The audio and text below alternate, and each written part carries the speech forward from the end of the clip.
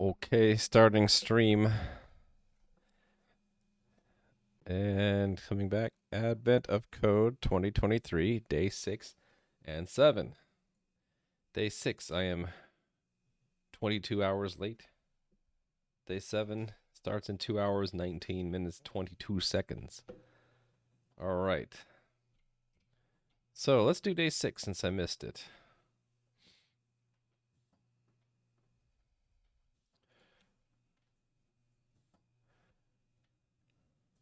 Copy, paste. Change that to day 6. I'm going to assume that we have one constant input.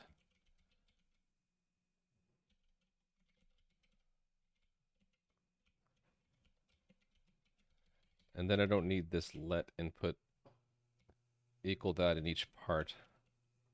I can just focus in on the assumption that when we put that input into the solver, that we get a certain output. Hey there, Nightshade dude. You are the first. You are the first to chat in the chat room. How are you today? A squared, you are not the first. You are the second. How are you? I know. Sorry, A squared. But as Nightshade dude says, get wrecked. That's so rude. So rude. What's probably the bug here is I don't have tests importing module day 6.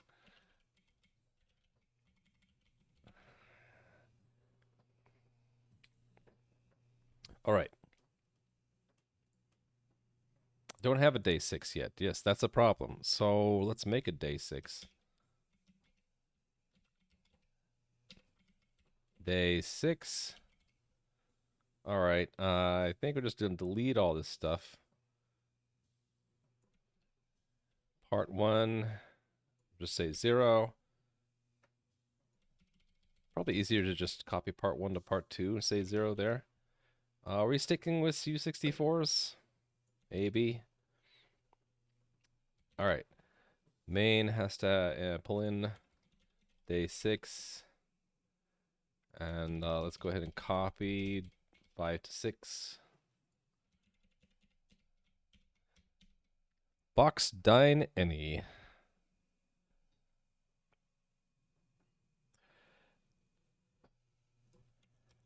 I know what that means, but I'm not sure what I did that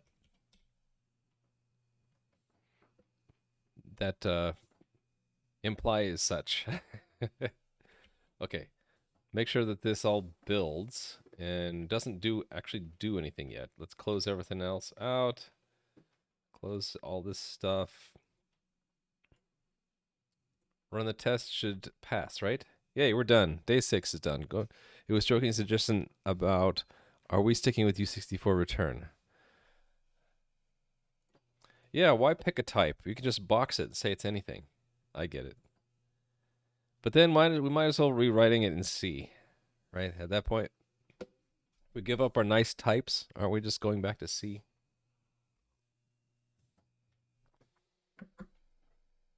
Actually, you know what? It doesn't even need to be an integer type. All that needs to be is something that you can format, right? Doesn't printf like to accept anything that supports the format trait? So actually, A squared, you're not just joking, you're brilliant, because we could say, actually, I guess we'd have to box them all, right? Because these all either have to be all the same type, or that has to be boxed, right? Yeah, the display trait, exactly. So funny to you that JS and C are about the same amount of types. You know, the other thing we could do is we could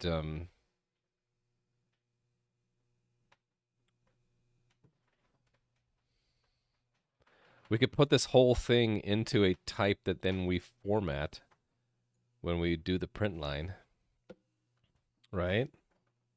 And then instead of just yielding this, we would just do format a write to the formatter this thing, and then it doesn't really matter what type we had. There's so many of these though, I really don't want to box them all. But yeah, doesn't need to be an integer. Oh, I only care about printing it, so it's just display trait. Just do a super trait, over-engineer problems. You need to display in partial equal. Why do we oh, for the test, you mean, right? Here it has to be partial equal. Yeah, you're right. Yeah.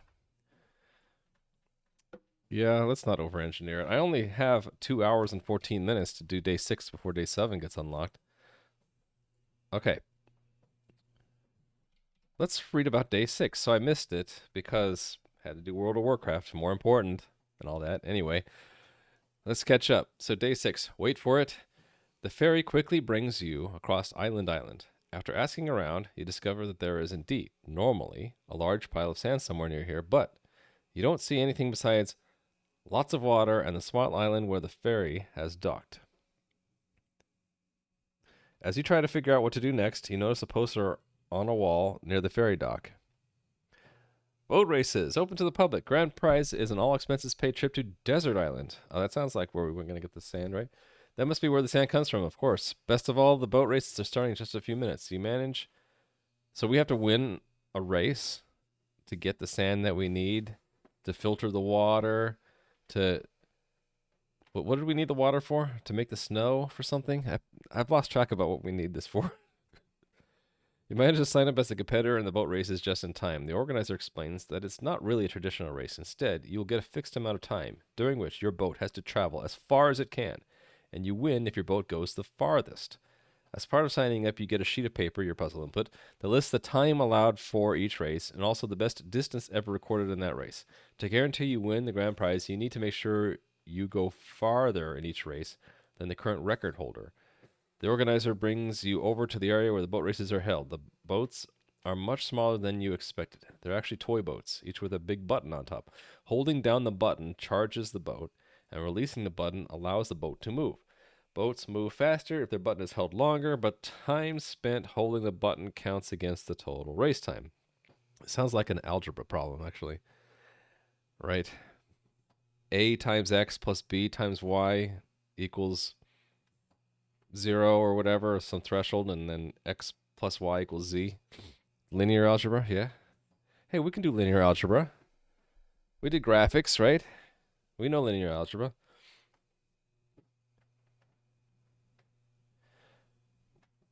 You can only hold the button at the start of the race, and boats don't move until the button is released. For example, if you hold, time is 7, distance 9. What does this mean? First race lasts 7 milliseconds. That's pretty short. I've got to say, 7 milliseconds is not a long boat race. The record distance in this race is 9 millimeters. That's actually quite a long distance for 7 milliseconds, isn't it? Second race is 15 milliseconds. The record in this is 40. Third race lasts 30 milliseconds. The record distance in this race is 200. Your toy boat has a starting speed of 0 millimeters per second. For each whole millisecond you spend at the beginning of the race holding down the button, the boat speed increases by 1 millimeter per millisecond. So I could probably just dispense with the units, right? Everything is in millimeters. Or I should say, all distances are in millimeters. All time is in milliseconds. All velocities are in millimeters per millisecond. Hey there, 85 filter. Or should I say 84 filter? I mean 86. I mean 85 filter.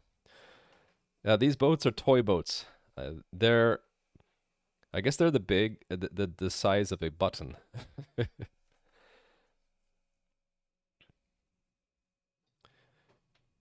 So because the first race lasts 7 milliseconds, you only have a few options. Don't hold the button at all, and it won't move. Hold the button for 1 millisecond, and the boat will travel 1 millisecond per millisecond for 6. So you get 6. Hold it for 2. So we have integer choices. So we're sampling it. We're sampling the function space at whole milliseconds. So hold it for 2, and then you get 2 times 5, which is 10. Hold it for 3, you get 4 times 3 is 12. 3 times 4 is 12. 5, you get 5 times 2, 10. 6 times 1, 6. 7, it doesn't go anywhere. Since the current record for this race is 9, there are actually 4 different ways you could win. You can do 2, 3, 4, or 5, because that's more than 9. So second race, you could hold it for at least 4, and at most 11. So yeah, it's gonna be a curve, or for you guys, it looks like this. And there's the point where we intersect the left side, and a point where we intersect the right side, and then within that range, we're all winners, right? About 4 kilometers per hour is decent for a toy boat. So 4,000 meters per 3,600,000 milliseconds is what? That's not very many. Actually, I need to multiply by another 1,000, right? 4 million millimeters over 3.6 million millimeters, or milliseconds. So that's slightly more than 1 unit, 1 millimeter per millisecond. Yeah, 4 kilometers per hour. Yeah, that's pretty decent, right? Yeah, exactly, 3.6. Yeah. To see how much margin of error you have, determine the number of ways you can beat the record in each race. So that's basically, you find the first crossing and the second crossing, you subtract the two, right? And then you have to multiply those together. So a product of all of the races, the product of all the differences in all the races. So it was 4, 8, and 9, right? Yeah. So that's our answer, 288.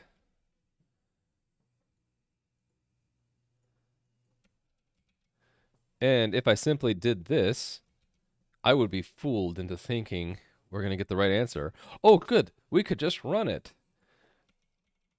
Let's do it. Let's go. The answer is obviously 288, right? Well, I haven't even got my puzzle input, so let's get that. Okay. Hey, we don't have to do a whole lot of parsing this day. It's just this. But we're going to still get 288 even with that, so that doesn't help me. I don't want to submit that answer. That would be very unlikely for us to get a star. Is this when we asked Raimi to say toy boat several times quickly? Yes, this is exactly where you at. And there we go. Toy boat. What happens if I say toy boat several times? I don't even want to try, because now you're going to fool me into saying something bad on stream. Or something that you clip, and then you're going to give Adam the clip link, and he's going to play it on his stream, and then I'll suddenly have like a whole bunch more people laughing at me, and who would want that? All right, so how do I want to solve this? Actually, don't I need the example input in here anyway? Yep, I need the example input. All right. So we're going to not do much parsing. We're going to do 2 rounds of looking for a colon, chopping off everything that came before it, and then doing a split in is it really only there's only 4 races here? Huh. This doesn't seem like I'd really need to think about it. Can't I just brute force this one? Can I just I could just brute force this one. If I brute force it, then part 2 is going to sting, right? Yeah, you could almost do this by hand, couldn't you? Yeah, I think, should I just be lazy and brute force it because I might get away with it? Well, let's at least do the parsing, right? So let times equal we're going to have a function that chops off a colon and gives us numbers, right? So numbers, let's just do numbers input.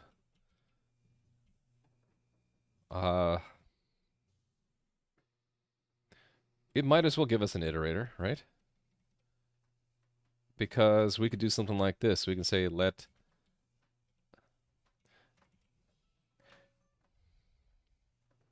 I'm already thinking I'm going to do this for part 2 also, so why am I not putting this into another function called what? Call this high scores or something? I don't need to type it if I can just copy it, right? So it's really just going to be a vector of, I guess, a high score. I saw a lot of people's solutions, they just use tuples, but I kind of like making structures because it's not really that much more expensive than a tuple, and it lets me name things. So this is time and distance. So I can just say, call that a high score. And I should get into this habit of always when I make a structure like this, derive debug, at least, right? If not, deriving other things too. Rust structs make me happy. It make me happy too. Surely part 2 scales this. Yeah, pretty sure that they're going to just... They're baiting us into brute force solution, and then they're going to destroy us in part 2, right? That's what they do. That's what Eric likes to do. I'm sure he gets a chuckle every time someone tries to brute force their way through part 2. It's getting our hopes up in part 1, just to destroy us in part 2. All right, so then this is the distances equal numbers. I haven't yet said what this numbers is, but the idea would be if I have some function called numbers that takes a line,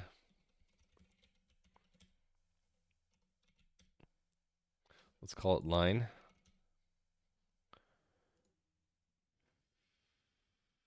Oh yeah, it's not input, is it? Lines equal lines input.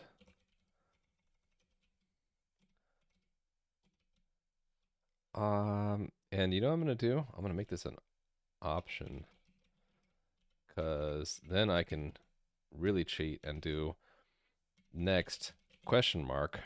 For actually, I should have just done it for, well, copy paste, move the name. Actually, don't I want this to be its own thing? Oh, yeah, hold on. I did the wrong thing there. This is this here. And this is distances. That's what I wanted to do. All right, so then the idea here is I'm going to take one line and I'm going to maybe give you, if I feel like it, some... Can I do implementation here?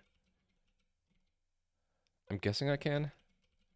The item is going to be a high score, right?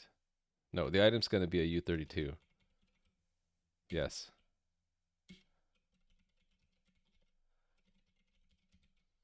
It's not going to like the type because it doesn't like to do for that. But it'll know it down here that it's an iterator.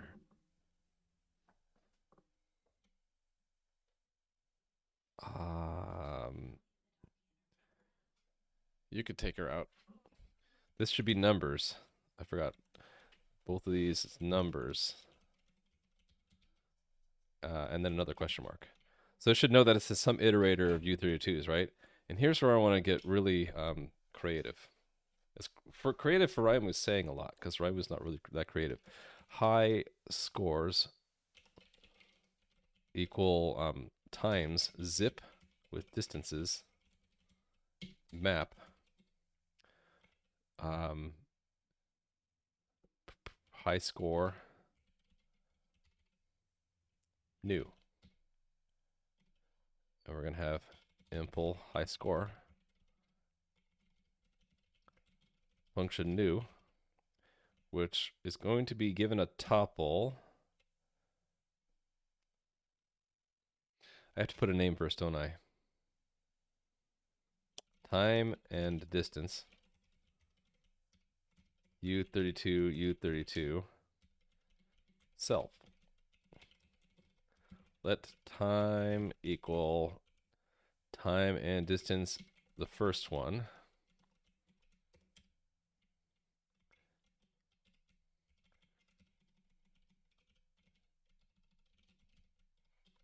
And then self magically has everything we need. All right, so then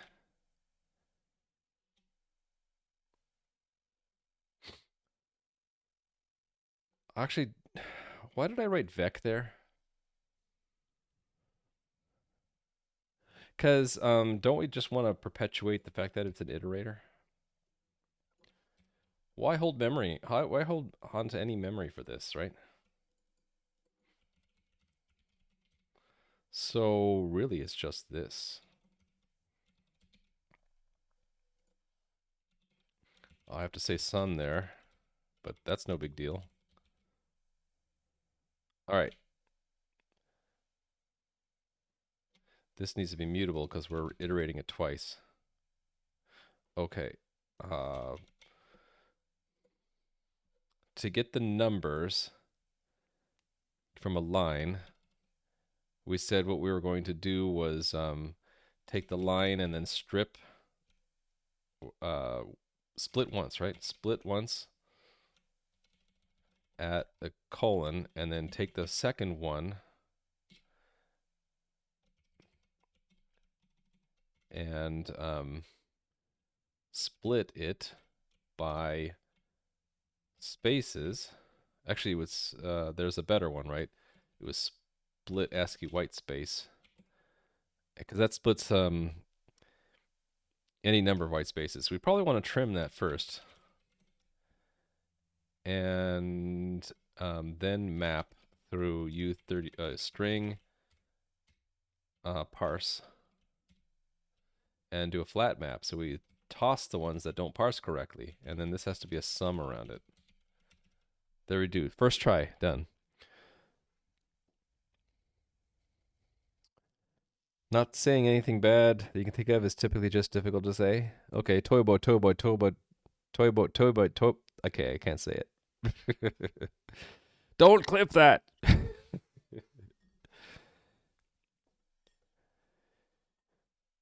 Zip, yes. I was looking for an excuse to use zip, but you knew it was coming, right?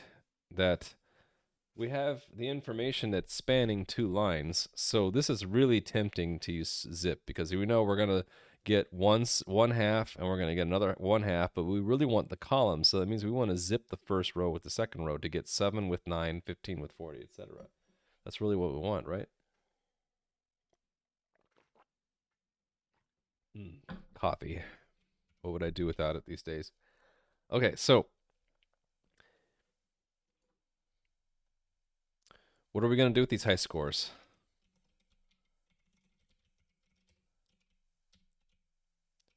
Well, first we're going to unwrap it, and then we were asked to get a product, right, of, you need a name for it. Ways to win, I guess? Ways to beat.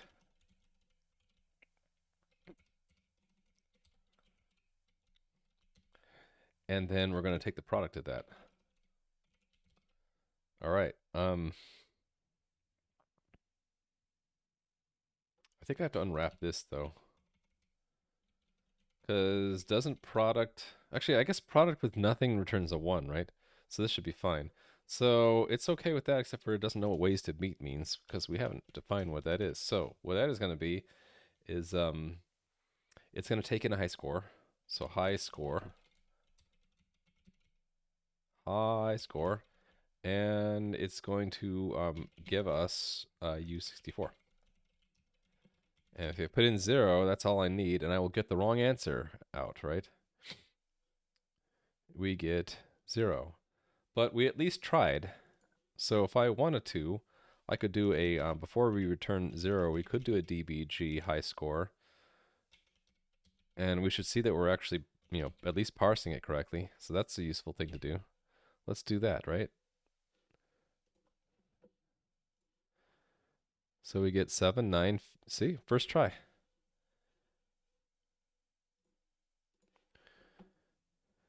Okay, so then ways to beat. I say we just brute force it. So well, it's 0 through high score time. um, filter map. Well, filter count, right? Filter, the predicate is a time.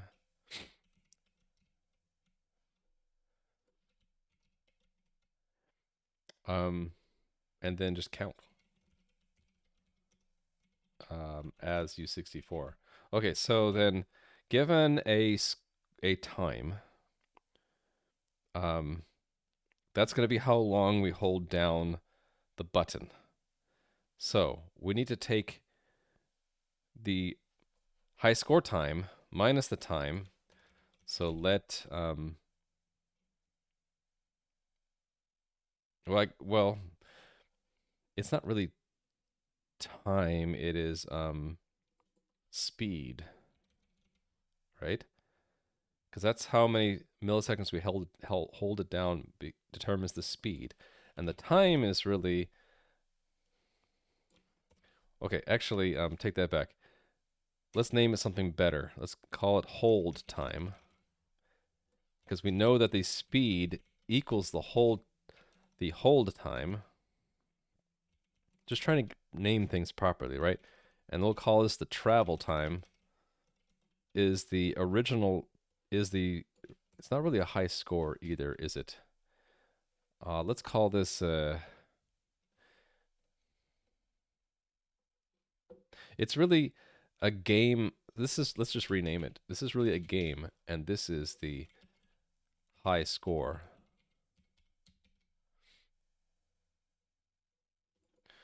This is time and well, this is game really.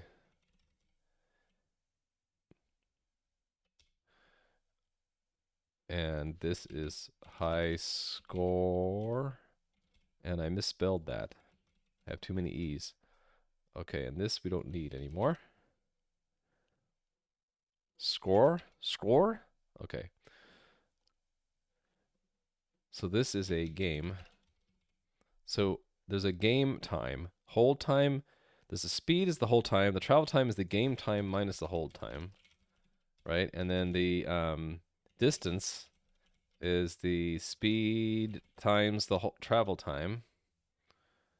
And then we win if the distance is I don't even need an if. Its distance is greater than game high score. Right? So let's see if we pass. We pass. So then I feel like we cheesed it with the brute force, but I want my star, dang it. So copy that, paste it, and I got my star. Move on to part 2. Here's where we get crushed by part 2, right? As the race is about to start, you realize the piece of paper with race times and record distances you got earlier actually just has very bad kerning. There's really only one race. Ignore the spaces between numbers on each line. So the example from above, 71530, is really 71,530. Now you have to figure out how many ways there are to win this single race. In this example, the race lasts for 71,500. Can't I? Okay, I think I see the problem now. With our real input, it's going to be ridiculously long. Actually, still not that long. It's only 44 million milliseconds. I could still brute force it, right? What's the distance? Millions, billions, quadrillions. I think we could still brute force it. Yeah, 44 million is basically nothing. Okay. Yeah, I think we're still going to brute force it. So, is there anything more? Now you have to figure out how many ways there are to win this many. You hold the button down anywhere between total. So it's just the number of ways. Okay. I think we still brute force it. Actually, then, no, we still use the original input. Yeah, we just have to parse it differently. Okay. I don't need to see that. Okay, so it's the same thing really, except for we're gonna have an alternate. So high scores, without kerning.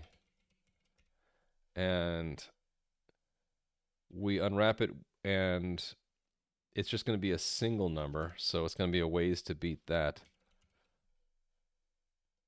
And we don't take a product. I still need the unwrap there. That goes away. There's no product. Okay. So then, there we go. And it's an option game. Okay. So then we still get the lines. Here, yeah, we do number without kerning. And that's time and distance. And it's going to be some game new. Well, it's just game. Fill in the, oh, it's not distance. It's high score.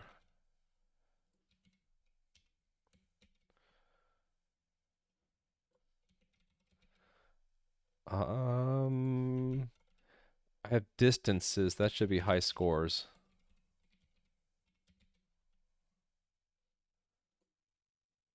Yeah. Okay. So, why didn't it like my... Oh, I don't have a number without kerning. Number without kerning returns us an optional U32. All right. I just realized that we're using U32s internally. I can't do that, can I? Let's turn all these into U64s. Okay. So we are still going to split once. And take the right-hand side, trim it. So we still are going to split ASCII white space, right? Actually, maybe not. I can just filter out all the spaces. But I'd have to collect it in order to parse it again, right? Or I could just do my own shifting. Why don't I just do it that way? So we're going to turn it into chars. We're going to filter map them. Actually, filter map is great because then I can just, the F is just char 2-digit, right? A 2-digit takes a radix, so we have to do a C dot 2-digit 10. So it'll just naturally drop the spaces, right? And then I need to fold. Well, actually, I can reduce. Reduce it in, so like the accumulator and then the digit is accumulator times 10 plus digit. Why is this still a bug? Oh, there's U32 in there somewhere still? Oh, 2-digit returns a U32. Map, I guess.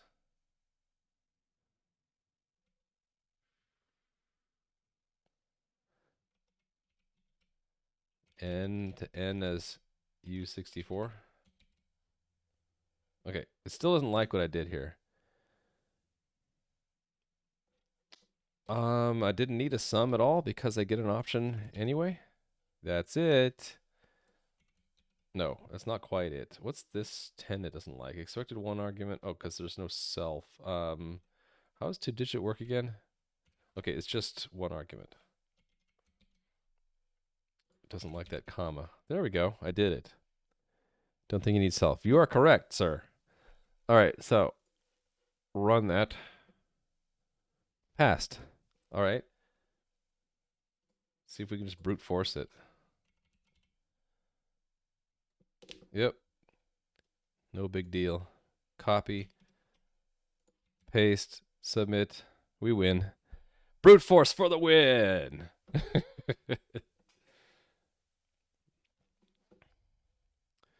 So that took me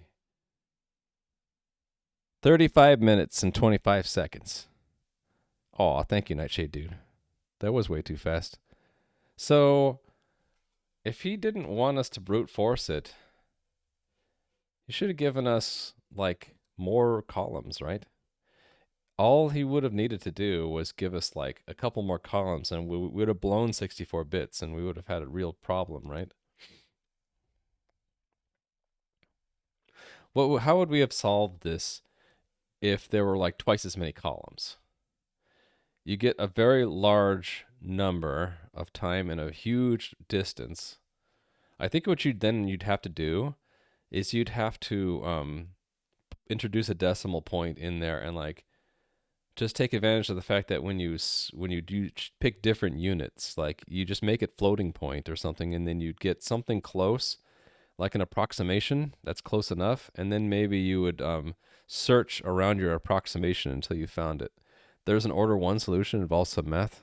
Yeah, but in order to force us towards that order 1 solution, wouldn't you want to make it impossible to brute force it? To do some actual math, you can do some linear algebra.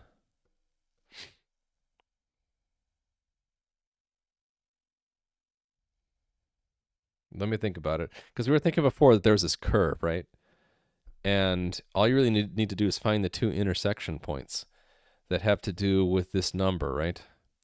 Because there's going to be an equation. It's going to be, so like, I don't want to mess up my day 6 input. How about we just do a new text file and I paste in there. So like, let's just take this 44 and 208, right? So actually, I don't even need to type those numbers. So, okay, let's say, considering 44 is the total time, then the distance you end up going is going to be x times 44 minus x, and then that has to be greater than 208, right? Don't you just solve for x in this case?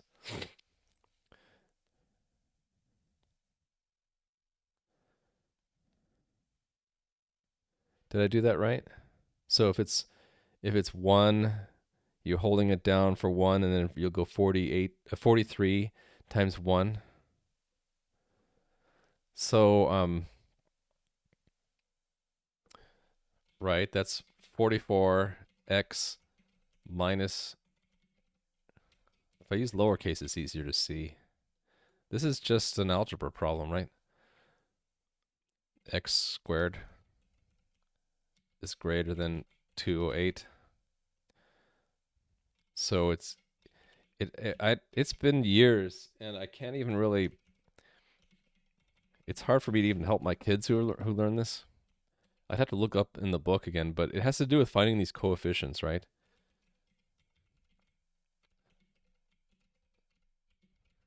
So it's a zero crossing problem where the coefficients are -1, 44, and -208, right? And solving for x involves like there's two solutions because of the squared part, right? Something like that, because of the fact that it's symmetric. Yeah, but see, I don't remember enough of algebra to know how to solve that.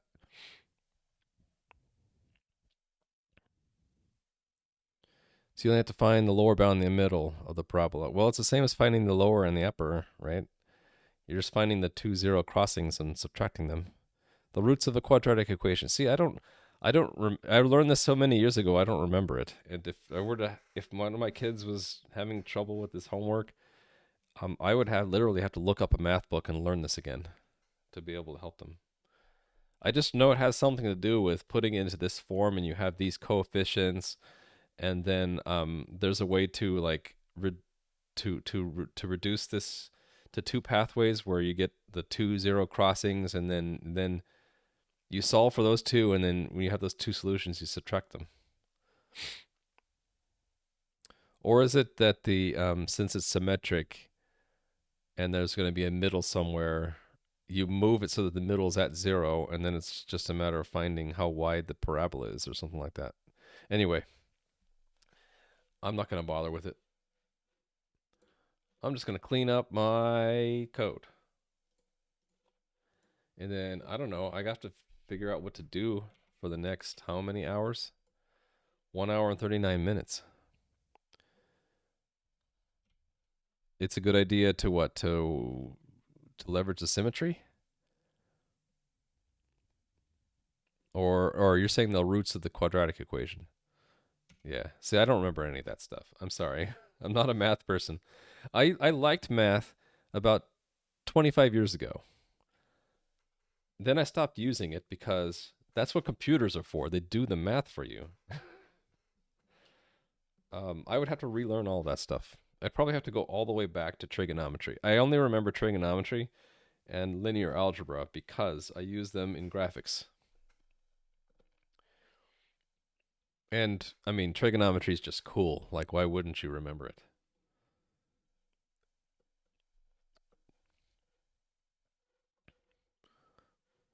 I mean, this looks good enough to me. Do I even need to work on this? I needed to do this map, right? It didn't like it without that map. It thinks that the type doesn't match. Yeah. And actually, could I do a U64 from here? That might be looking a little bit nicer. Yeah, that looks a little bit nicer. How'd you like how I did the reduce rather than having to collect? I was thinking about initially just collecting the characters. See, I'm already getting the characters right. I thought about just filtering out the spaces and then collecting together a string and then parsing the string. But I'm like, well, wait a minute. We've already done the effort of separating the characters. Why don't we just do the parsing ourselves?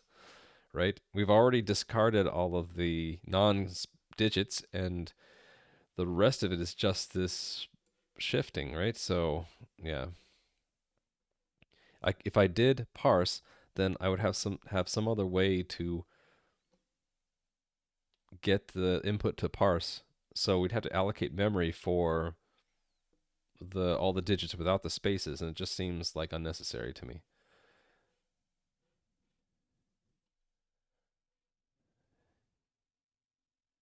Is there something I can do about the repetition and calling the same thing twice? Like, can I like say take two and then actually why can't I just take two and then the thing is, how do you turn an iterator of two things into a tuple? That's ultimately what I want, right? Because then I can call new on it with a tuple and get the things I want, right? So can we take two and turn it into a tuple? Number without kerning could replace space with empty. But you'd have to own the string, right? You would do string parse line split once. Replace. Doesn't replace allocate? Am I wrong? Replace.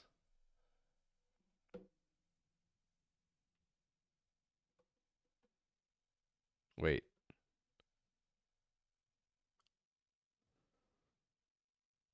I don't see a replace on str. Are you sure that there is such a thing? Or is it on string? Would you have to make it owned first in order to call replace on it? Oh, here it is. Replaces all matches of pattern with another string. Yeah, it gives you an it gives you the allocated string for you. Okay.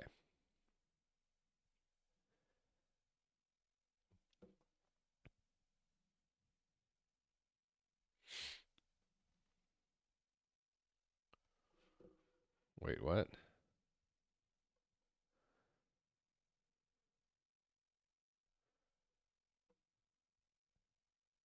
The wording sometimes throws me. returns it as string. Well, no, it doesn't. It returns an owned copy of the string slice.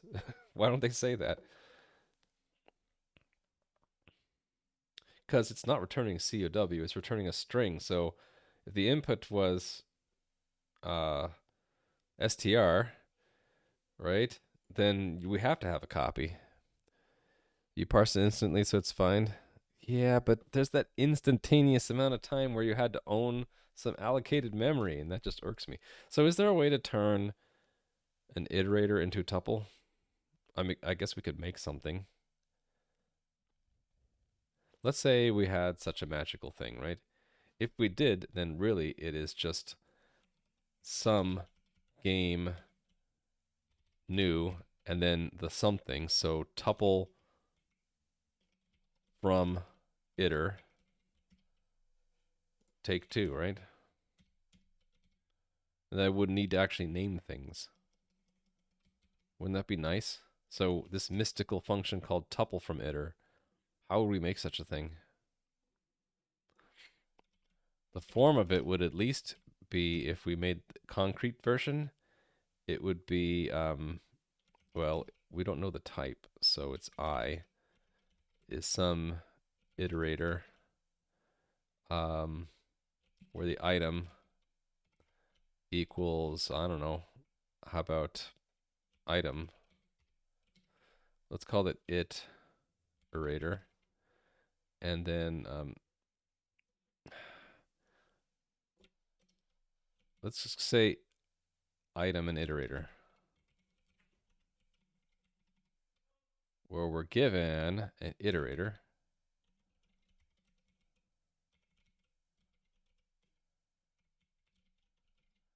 And we're given back, I guess we'll keep the option thing going.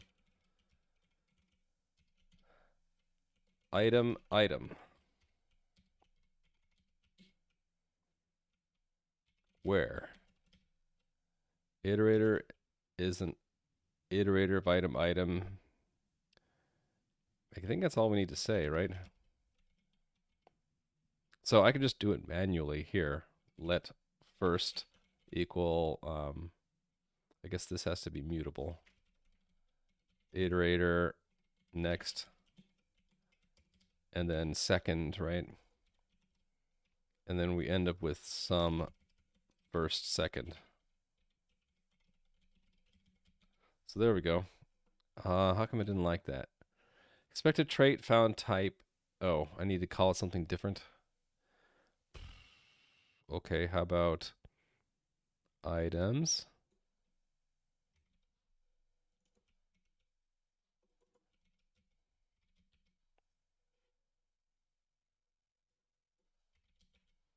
There we go. Wait, it didn't like that? Oh, I have to do a question mark here. Don't I? Incompatible types. Oh, shoot. I need to do a map here. I left that out, right? Didn't I? Um, what did I have before? I'm gonna undo until I see it again. Undo, undo, undo, undo. A lot of undos. Hundreds of undos. I had number without kerning. Redo. Right. I have to take two and then map through that.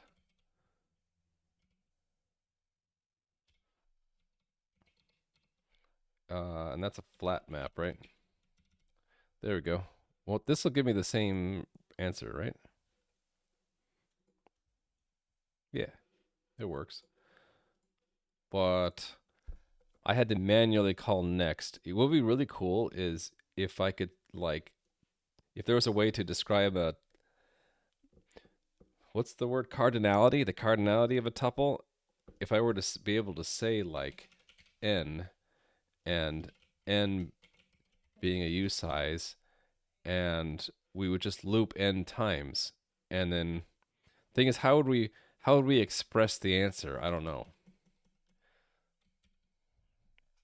No variatics, yeah. Game new could do time. Oh, I didn't think about that. You're right. I could destructure in the argument list. That's just const generics with arrays. Yeah, if I use an array instead of an iterator, it would be a little bit easier, right? Would that be a better approach here? Instead of new taking a tuple, what if I just took an array and it had to take an array of size 2? That might actually maybe be better, right? But then I can't do your naming trick, can I? I would have to do something like this, right? Now I can't do your slick naming trick.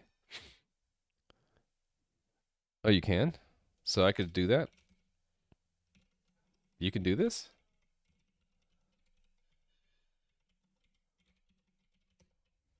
I didn't know you could do this. That's pretty dang cool. So I don't need that at all. That just works. I have to dereference it. Shoot. Well, if I guess if it owned the array, it didn't have to. That is cool. I didn't know you could do that. Thank you, A squared.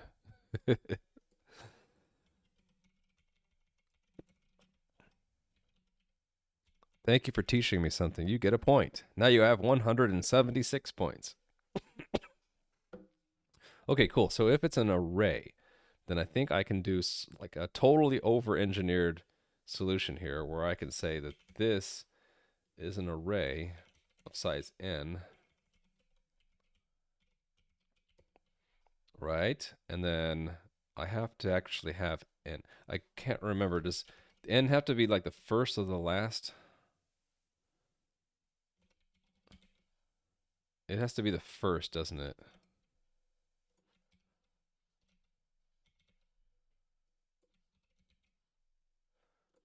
Hmm.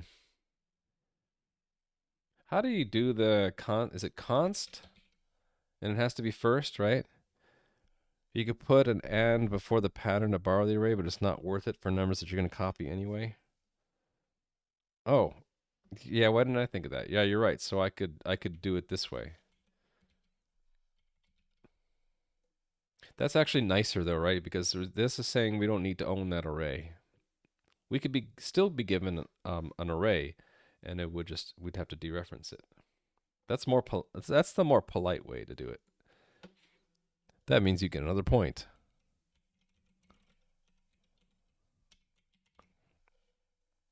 Now you have 177. U64 2 is copy anyway. Is it? Oh, because it's small.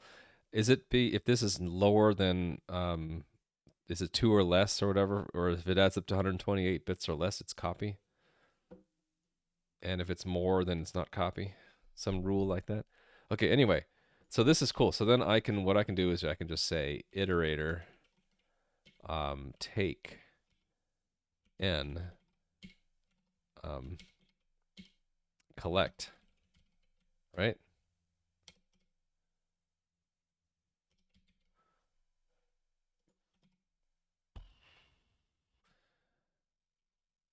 I can't just take, right?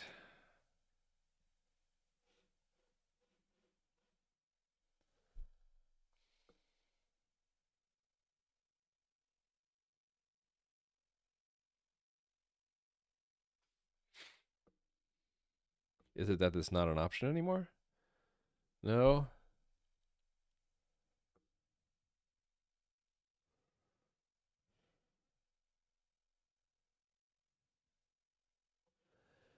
Okay, let me read this. I know that A squared just gave me the solution in chat, but I want to figure it out for myself, or at least give me a chance. Cause I got another hour and a half to kill, so why not try to figure this out on my own? A value of type option array of item, n of them, cannot be built from an iterator over elements of type item. The trait from iterator item is not implemented for option.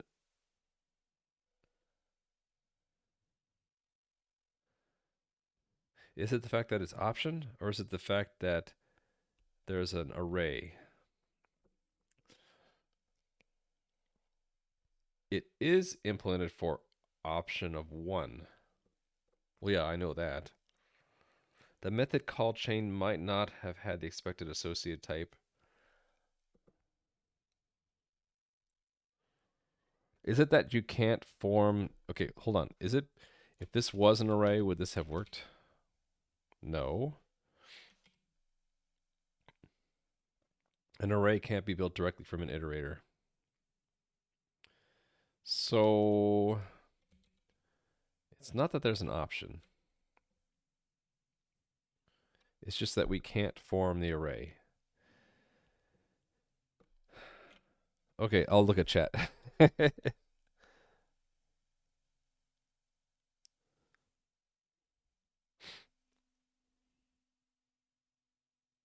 So I can put the const on the right if I wanted to. I thought there was some rule that said I can't do that. No, you're right, I can put it anywhere.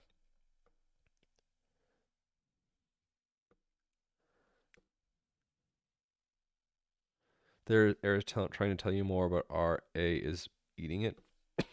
Okay. Then we're doing cargo clippy time.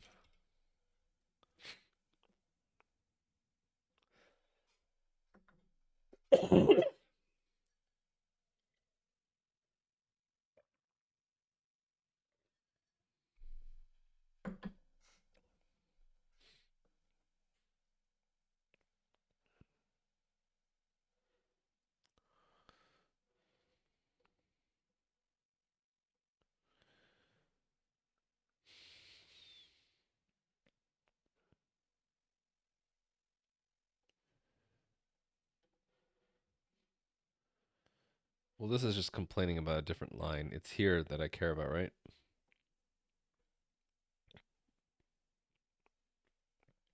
Oh, it's lifetimes. Okay, I knew it was something that had to go first. You can't collect into an array because what if the iterator wasn't that long? Yeah, that's what I was sort of not sure about because like I know take will return an option. So what do I have to do here? Is it possible to do this? There's got to be a way, right? Basically, I want if to call take n times, and if any of them are none, then the whole thing is none.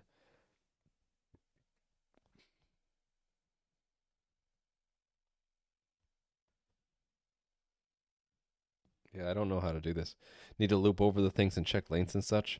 You've seen this one before. What you need to do is give you a moment to speak with me about my car's extended warranty. Iterator from function?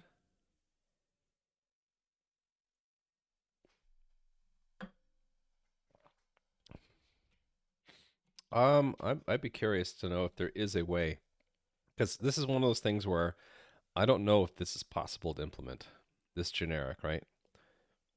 But it would be useful. It's no longer a tuple from an iterator. It's really an array from an iterator. So it's a general solution we're looking for. We have some kind of iterator of some kind of item, and we may or may not be able to make an array of a certain size from that. And I guess I don't care about there's excess, but if there's exactly n items, I want some array of those items. If it's less than n, I want none. So you would think that such a thing would be possible to do. Actually, I think I just thought of a way to do it. Why don't we can do this if n is if item is defaultable. Um, how do you do I just do another type here? Item implements default. Yeah, why don't we just let a mutable array equal default n, and then for item in iterator take n, if item is none. Well, I can just say match item, right?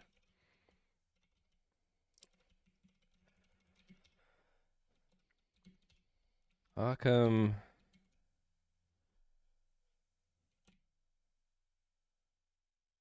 Wait, I get an item per take?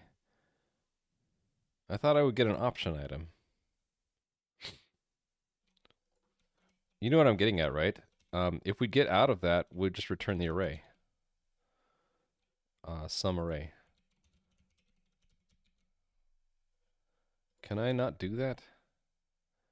Copy. It has to be copyable? Okay. Actually, copy plus default. Sure. See, I'm okay with that constraint because we're just going to be using it with U64s, right? So how come it thinks it's item? Doesn't take return an option? Oh, no, it doesn't.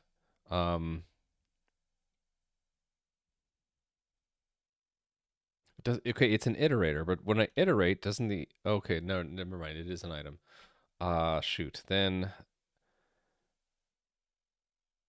we just have to count. So it's for something in 0 to n, and then if let well or match iterator take iterator next. That's what I want. If it's some item, then actually we do want this. This is index because we're just going to say array index equals item.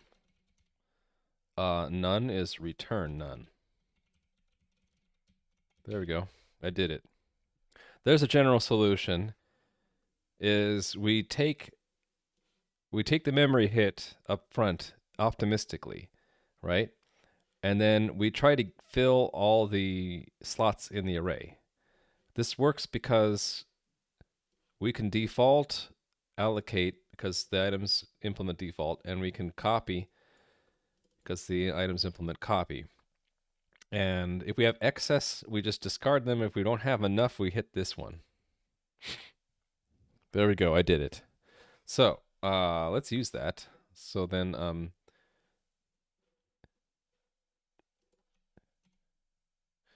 yeah, that was going to just borrow it, right? There we go.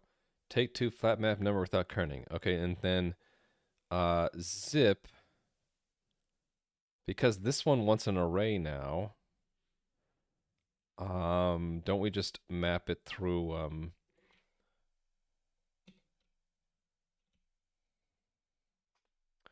we're gonna get two things, right? Time and high score. So game new borrow time and high score. There we go. I didn't like that map though. Why not? Closure expected to take single two argument tuple. Okay, single two argument tuple it is. There we go. I did it. So it really doesn't like me whenever I do that. It likes me to do this iter mut take n. Okay, I guess I can do that. I really don't like that form though, but it's probably better. So it was, what was it again? Array iter mut take n. Okay, we can do that. Array iter mut take n. But then that gives me like a 4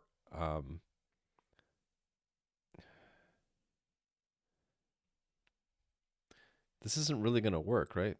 I guess it does work. For item in, we would just say if it's, well, this is slot maybe, then slot equals item, right? Then we just do it that way. Okay, I didn't break anything, right? This all still works. Look, it still works.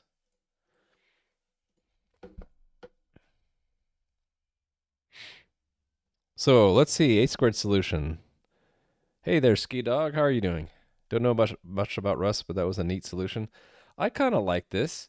So this only works if the items can be copied and if they can be defaulted, because we're allocating memory, and Rust really doesn't like you to in safe Rust, allocate memory that is not initialized to something. So we could probably get rid of the default trait requirement if we like stretch the limits of Rust safety and basically allocate memory and um, not initialize it to anything, right? And then this is where we would do the initialization. But we'd basically have to pretty we'd have to like pinky promise Rust that we are going to initialize every slot before we return it. Um, and the only constraint then is that the item has to be sized. So we'd have to say, I guess by default, um, something has a size unless we say it's not, right? So we don't have to say anything, but it would need to be. Would it need to be copy? That does that could do a move, right? We are consuming it, so technically, why do we need a copy? Is that because this does a copy? So if I didn't do this at all, we wouldn't need copy or default, right? Yeah, the maybe uninit, exactly. Unsafe, assume init, yeah, exactly. Then we maybe can get rid of this whole constraint, which might be useful if later we wanted to use this on something where the item is not trivially copyable and has no default, right? So we're going to look at A squared's first link. So yeah, if you're just joining me, I'm trying to kill time. I got about another hour, 12 minutes before day 7 unlocks. We're doing Advent of Code. I'm doing it in Rust again this year. Maybe some year, I don't know, maybe mid contest this year I'll switch languages. I just didn't feel like switching languages. I was doing everything in Rust because that's what I've been doing lately. But these are programming puzzle challenges, one pair per day for each of the first 25 days in December because it's like Christmas themed, Advent calendar. You get the idea. They're increasing in difficulty, although day 6 I did it pretty quick. Day 5 was really hard, so there are some bumps in the road. A lot of people I heard um, gave up on part 2 of day 5. It was really tough. Day 6 we just brute forced it and came up with, if you knew math better than I do, you could probably do it just by solving a quadratic equation, but I have no idea how to do that anymore. So yeah, I'm trying to kill time and I'm just looking up sort of different ways to do interesting things in the solution to just over engineer it. Okay, so this is way squared said. So an array from an iterator. Here's our iterator type. Here's our item type. There's our size. We get an optional array. So we don't like mute in the signature style preference. Oh, you can do that? Oh yeah, because you're moving it, right? Okay. Core array try from function. Oh, okay. I didn't know that there was an array try from function. So are you saying this does exactly what I want? Only it doesn't do it with an iterator, right? So we're just making an adapter for something that was really pretty close to what we wanted. Okay, it's nightly. It's an experimental API, but it creates an array with each fallible array element is returned by a callback where the element can't fail. This version will return an error if any creation was unsuccessful. So it returns some kind of, so a try, right? A try could be a result or an option. Yeah, exactly. That's what this says. If you get an error from any callback, you get an error. If you get a none, you get a none. Yeah, so this is very close to what we wanted, only it didn't deal with iterators. So A squared made a adapter on it. That's pretty clever. So then a version that has tests to exercise it. So same thing. Here's your tests. So we have some array, and then we have our iterator, and we could run it and see that it works.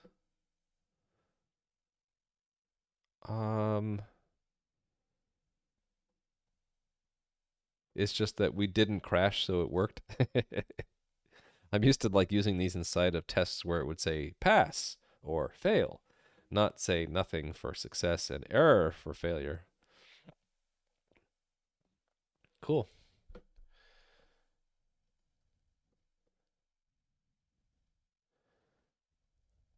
Rust really doesn't like you from another tab. You took a beat, and I thought, what did I do to Rust? The maybe uninit version of this is how array try from function is implemented. So maybe I am implementing it myself here. I don't know. Should we just have some fun and try the maybe uninit? I'm not used to how that works, so I have to look it up. Maybe uninit. I misspelled it, but I got close enough. Okay, the compiler in general assumes that a variable is properly initialized. Blah, blah, blah. This is an invariant that must always be upheld, even in unsafe code. As a consequence, zero initializing a variable or reference type causes instantaneous, undefined behavior, no matter whether that reference ever gets used to access memory. Blah, blah, blah, blah, blah, blah, blah.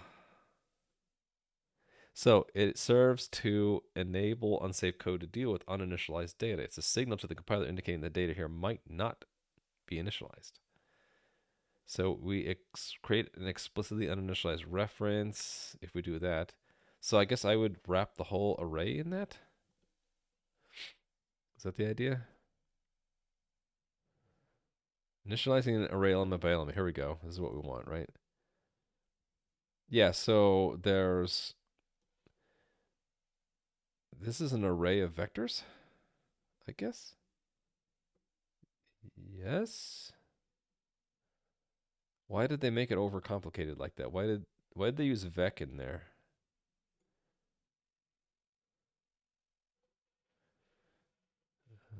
Draw. Wait, they're using the right. Why are they using like these? Why are they doing that? Why don't they could have made this a lot simpler. Okay, so in the end, we need to transmute it, which is fine. Okay, I got it. So we have to wrap our whole array in maybe uninit and then transmute it at the end. Okay, we can do this. So let our array equals maybe uninit item n. How did they say this?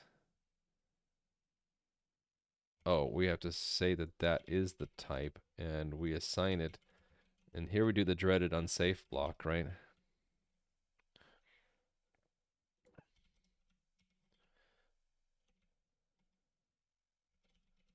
Inside the unsafe block, it's maybe uninit, assume init.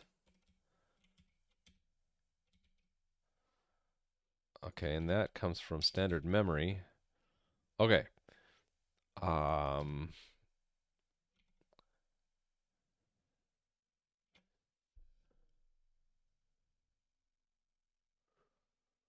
we have to access it like it's a slice.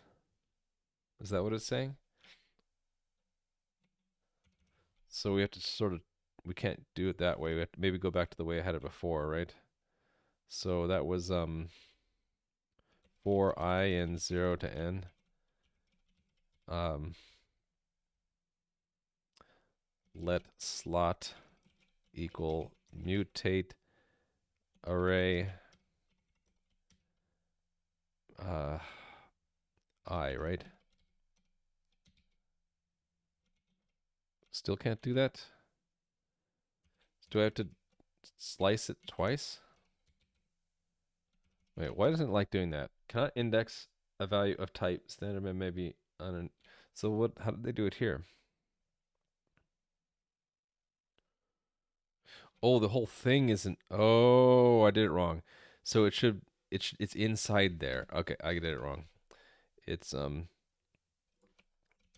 this is inside of that. It's like that. Then, yeah, so then okay. Undo a little bit. I can go back to this if I put the maybe on and it goes around the item only. And they're n of it. Okay. Why didn't it let me do that?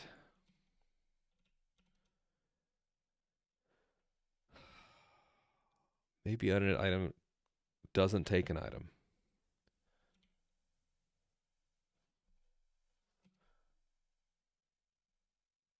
I have to do a write.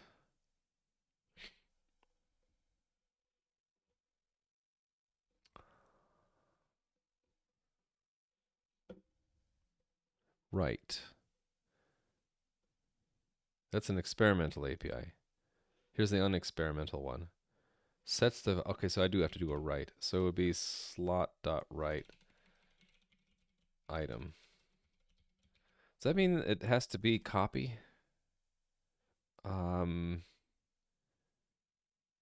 Why does it need to be a reference?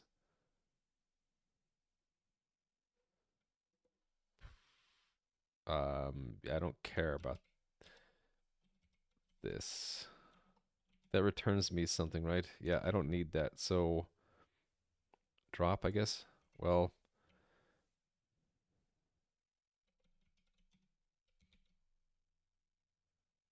wait, what?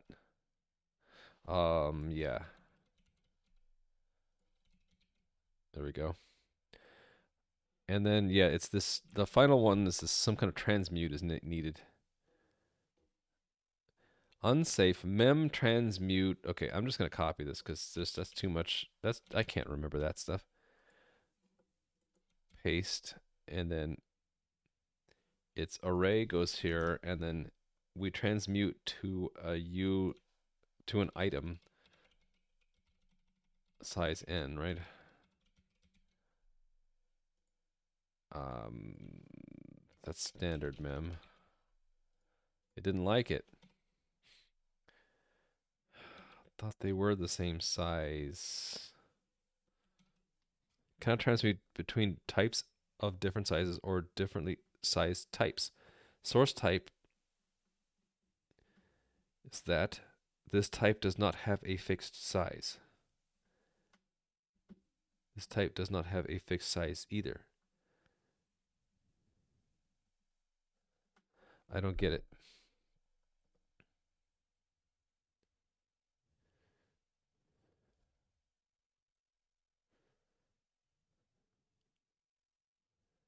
Needs lots of unsafe. You have only two places right here where we basically say assume it's initialized, and then here we're transmuting at the end.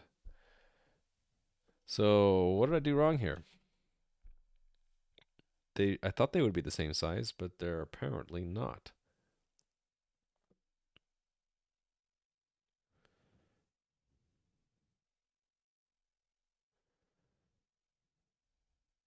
I would think a maybe on a init item would be the same size as an item.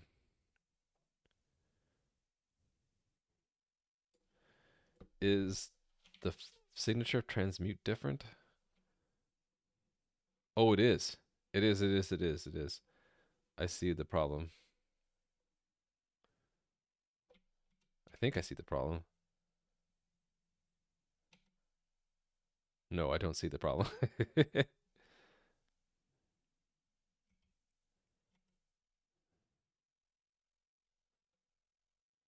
Is that why they use vec in this example? That can't be why.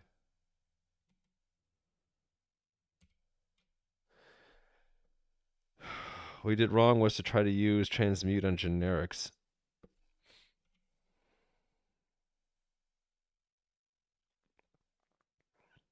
So is it that I don't want transmute?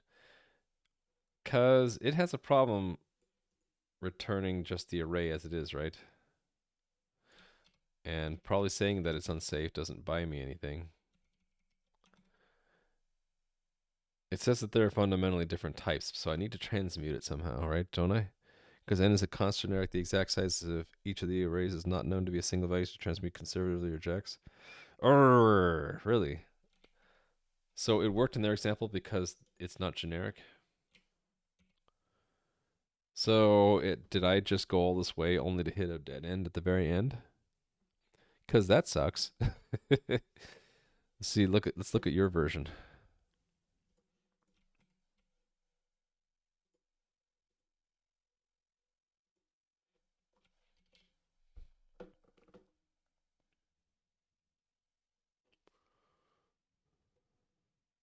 Transmute copy. That's different.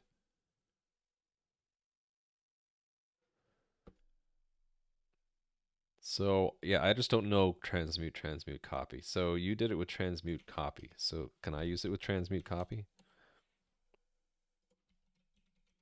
And did that almost work? Consider borrowing. Yeah, but we're doing a copy. So we're aren't we allocating twice then? So just reading the safety comments for justification, learn how this works. If a loop is completed, each element in the array was initialized. They have the same size. Does not drop, so transmute copy is effectively moving.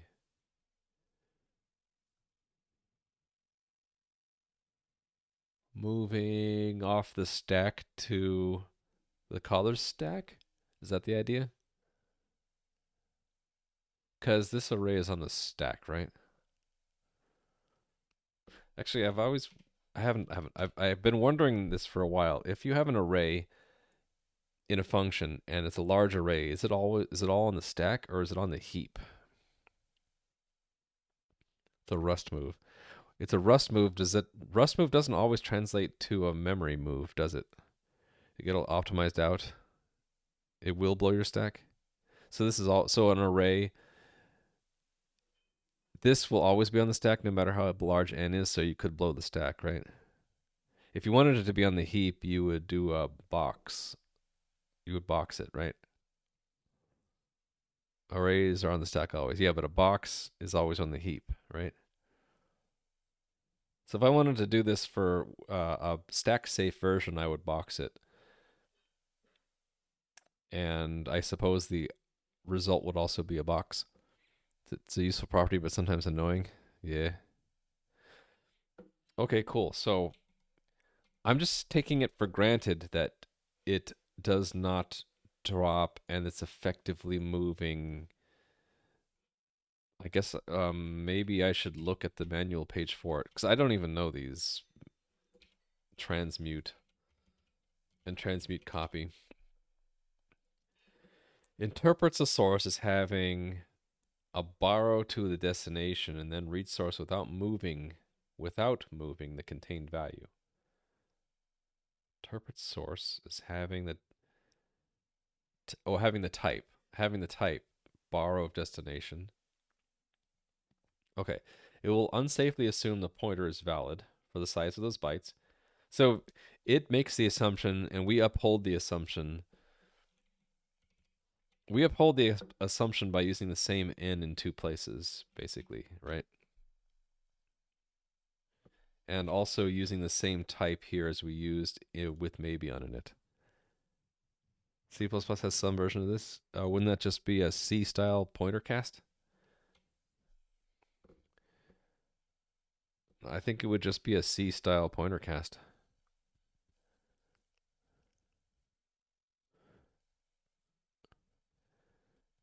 And then reading the destination, except this is done in a way that is correct even when destination is a stricter alignment. So it has some alignment magic in it too. So it's a little bit better than a C-style cast. Yeah. It will also unsafely create a copy of the contained value instead of moving out of source.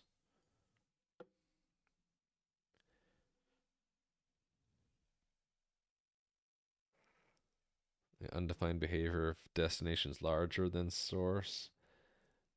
Because you'll end up with uninitialized memory, right? This unsafely creating a copy thing, though, you're saying that it does not, because it doesn't drop, it's effectively moving. Are you saying it's because it cancels out? You're saying it's effectively moving.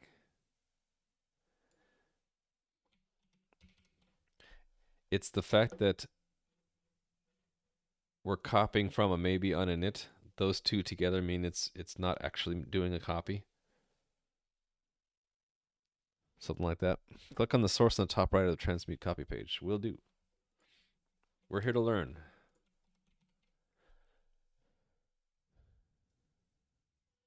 Source. If the alignment is greater than read unaligned. Okay, that's the alignment magic, right? Pointer read.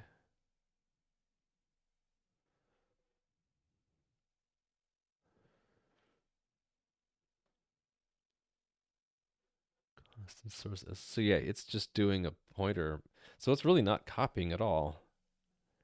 It's just changing the type of the pointer, right?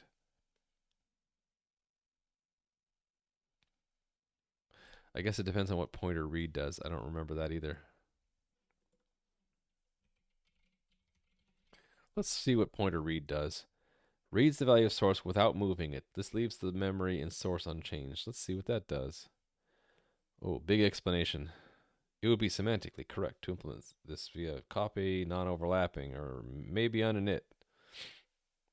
You see, now we're getting into the like ugly guts of how Rust is actually done. So there's an assertion, and then there's a intrinsic read via copy.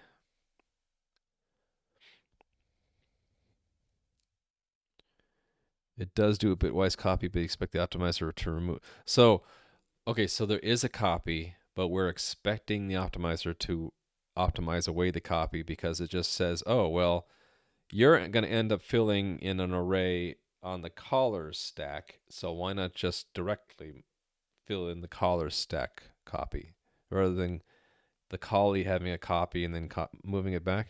Something like that. Yeah, I found intrinsics. When you get to intrinsics, you say, it just is.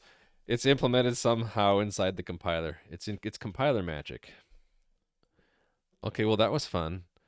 So we're we're basically we're blowing the type system here, and we're saying uh two things. One is we don't need that to be copy or default anymore because we're just going to say, just assume it's initialized. Yeah, don't worry, nothing bad happening here.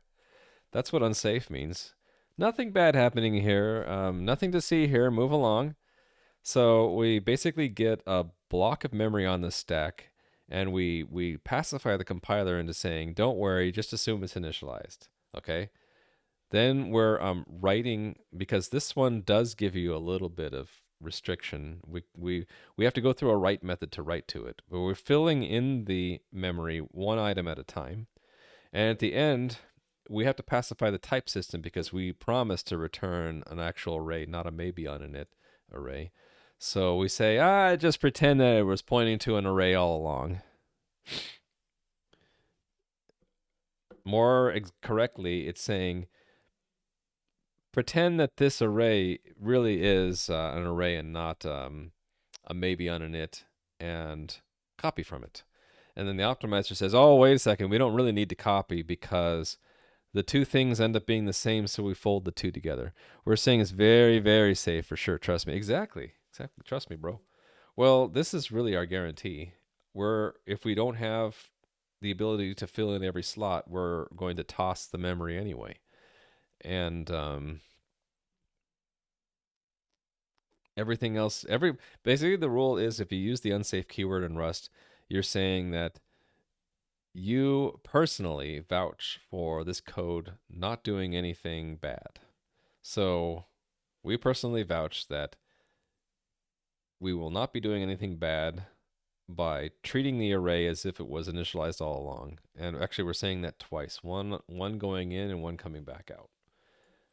And the optimizer helps us avoid an actual copy here because it sees that the caller is going to have an array. We had an array to start with, so why copy? Just make them the same array. Exactly. Hey, we got less than an hour, right? We got 50 minutes. This might be nice to like use later. So why don't I just steal this and put it in the main? Actually, would be even nicer is if we had utilities that we just pulled from. So why don't we have a mod utilities and we put that in there. So I'm going to cut that out. save. We're going to make a new file called utilities.rs and paste in there. Import all the things we need, and we're going to mark these public. Okay, and then here we're going to just say pub use utilities. Lines and array emitter. Just so I don't have to fix up all those other things. Actually, I don't need to, whoops. I don't need to do the public reuse of this one, because we could just import it directly, right? We just do that.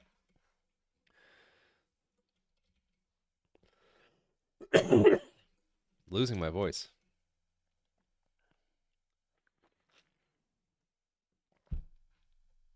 Here's the optimizer being nice when it can examine the values. Let's see. Copy that link.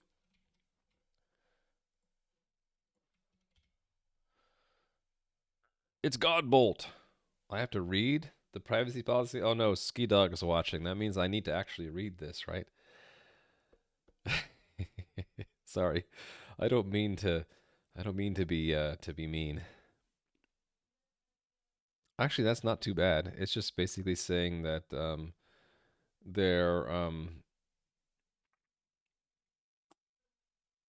they're using they're using our cookies in our local storage, and we give them permission to do so, and we can ask them what they do with it through their project if we want. Here's the person's name is actually Godbolt. I thought that that was just a made up name. The guy, his last name is Godbolt. Did you know that? There's a Matt Godbolt who lives in Evanston, Illinois. Wow, that's cool. That's an awesome last name. I'd love to have that last name. Basically, we're doing exactly what we need. Yeah, yeah. Anyway. All right. So what are we doing here? Okay, you put the code we were looked in before, and it basically just did a bunch of moves of the actual array. So no big deal. Huh. Well, actually, isn't it possible for the optimizer to go overboard and say, "Hey, well, this is just always true, so you don't need to have any code at all." What are we looking at exactly here? Are we looking at the try from function, or are we looking at the entire program? Does it matter? It's if I click, are we looking at something different? Oh, where I click, it shows us where we are in the code.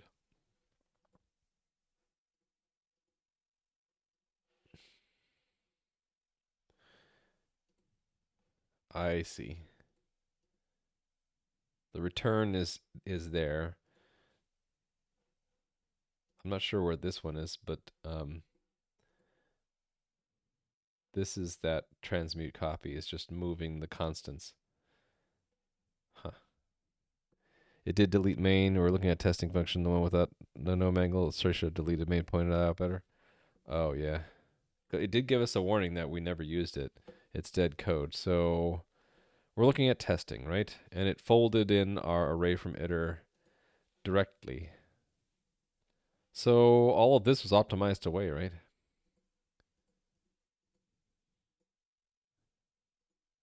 Yeah, this is the beginning of the function, and then it's basically said, oh well, yeah, just move those into your memory, into your array. Cool.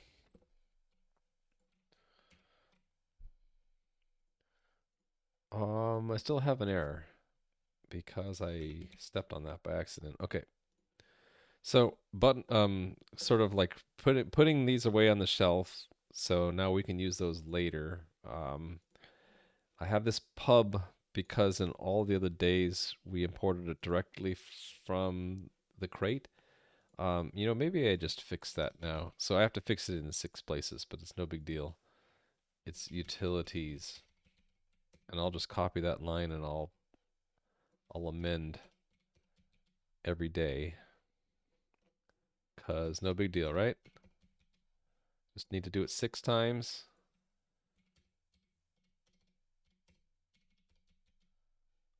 Two more.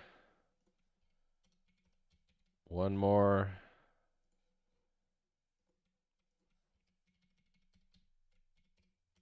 Done. No big deal. Okay, so the advantage of this is now we don't have to know that this is an ugly function that does Boy Scout promises. We just know that, hey, we can turn any iterator into an array. No big deal. So take 2 always gives us an array of 2, which is what we need here. Awesome. Can also tell that it's a constant none if the argument type is an array and its mismatched sizes. Worst case is you pass in a vector to a function where it has to do an unrolled copy loop. Yes. Yeah, if it can't, like, predetermine the values, right? So, anyway. Any more over engineering we can do to this? I could use it here, right? Because we did 2 things and then ending up zipping them. Actually, yeah, why can't I just say that it's times and high scores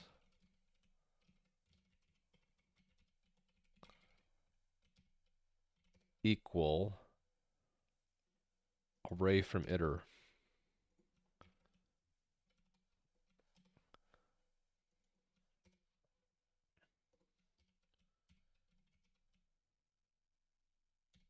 Question mark. Oops. Question mark. Yep. But then we can't zip it, which is a bummer, right? Hold on.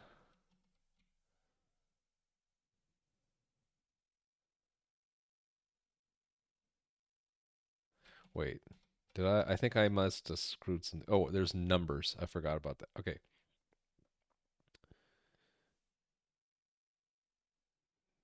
I have to do a map, don't I? Lines. Um, numbers. Map numbers.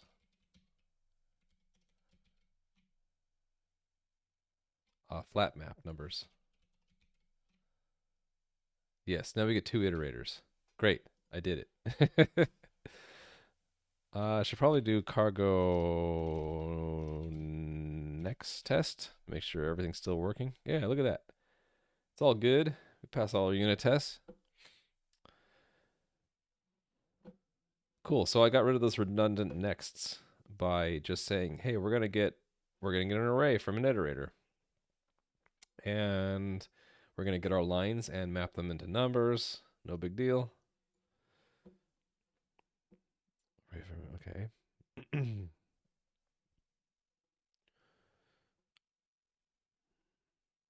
Now I'm going to leave these separate lines because I like the names and they help me remember what we're doing.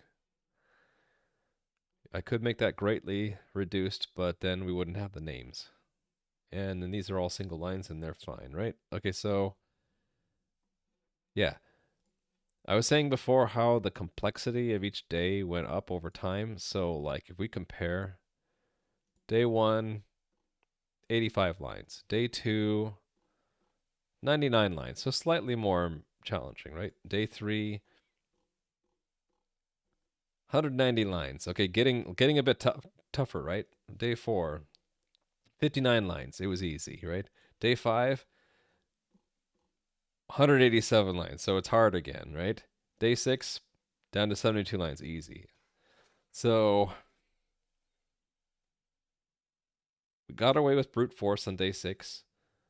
It was easier because of that. If I had to do the quadratic equation answer, I think the code still would have been pretty short.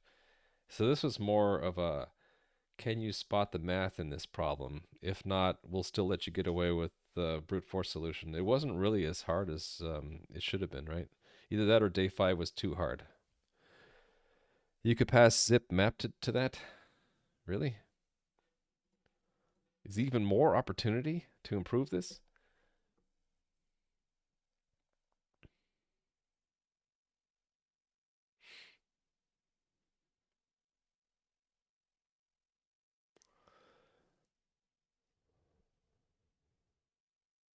Oh, you mean not even have an array at all? Just forgo the array from iterator?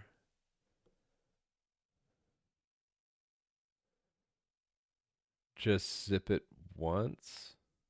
Hold on, what? Day 5 was the worst. Yeah, a lot of people gave up on part 2, Devil Squirrel. I saw people in chat, at least 2 people in chat said that they gave up on it. Quite surprised at how easy it seemed, yeah. So I don't quite get this A squared. You said you could pass the zip map to that. Also, sure this doesn't matter, but just in case you have full permission to do anything with your code I produced today without attribution, thank you. I'm not allowed to even share code at all, so I don't know if it really matters. But if you're wrong, you saw something, but now you don't. Yeah, it's one thing. One thing that's deceptive is we have an iterator of iterators. So this is an iterator, right? But numbers takes a single line and gives us an interior iterator because our input is actually two-dimensional, right? So we have 2 rows, but we have 4 columns. So the outer iterator is of rows, and the inner iterators are of columns. So can't really combine those two very easily, right? So what I did here is I just said we're always going to have 2 rows. So the type of the left-hand side forces the type of the right-hand side to use 2 for n, right? So we had better get 2 lines, otherwise we're going to get none, and we're going to have no high scores. If we have more than 2 lines, we ignore all the other lines, which is fine, right? But then once we have those lines are themselves iterators because that's what numbers turns them into, and then we have to zip them to get the columns. I don't think there's any way around that.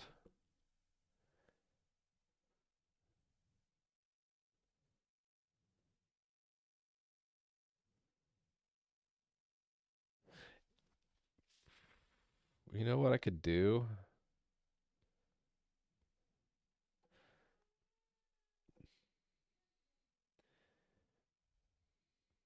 Is there an alternative to zip that instead of giving us tuples, it actually gave us an iterator? Like an iterator of iterators? Because then I could leverage array from iter, and I can actually make that something that new does. Game new. How many times do we call game new? Call it there, and we call it there. So yeah, we could just have game new take an iterator, and internally it could just do the array from iterator. Actually, it doesn't even we don't even need to do the array from iterator. This could just call take twice and return an option.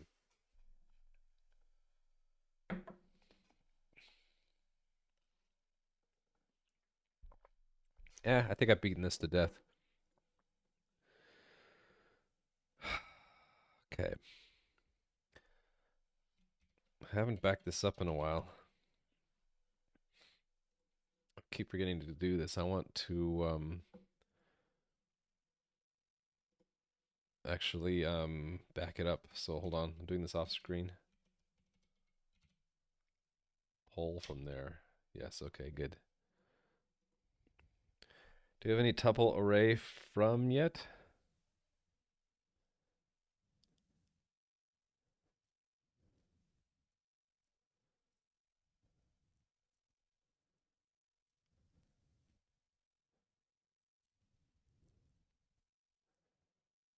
I don't know, do we?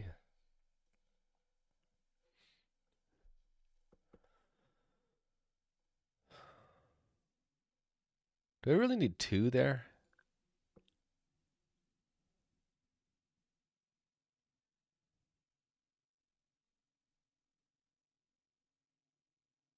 I don't, do I? Isn't that... Yeah, there we go. It was hiding in plain sight. I didn't need to do the take 2 because The array from iter kind of does that for me. It just takes two. There's no reason for us to do a take two there. You can do a array from tuple. Oh, I see what you're saying. So yeah, if I so hold on. So we can make this even more interesting, right? The game new, instead of taking an array, could just take an iterator. But then aren't I getting then I won't even need to use my fancy array from iter anymore. No, I'll still use it here, I guess.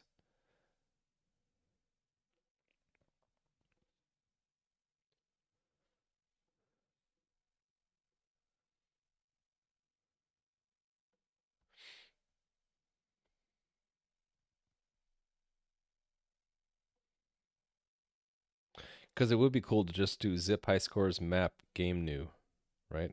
If just game new took an iterator. But I first have to map the tuple to an array to an no, that's hold on, I'm getting confused. You're saying you can turn a tuple into an array, but you can't turn an iterator into a tuple. Well, no, that's what zip does. No, now I'm really confused. If you had game new taking two arguments, you could do a map. I thought map only worked with one argument. Are you saying that there's a version of map with two?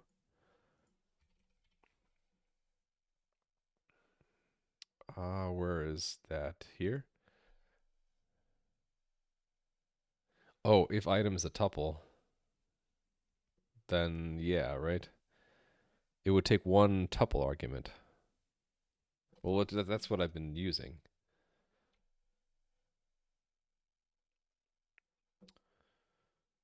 Thought I was. Now I don't see it anymore.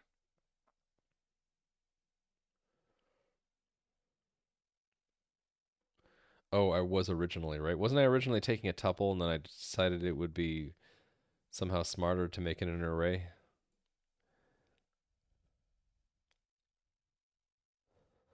I don't think it does work. I think map, it takes a single item. It's just that the item could be a tuple.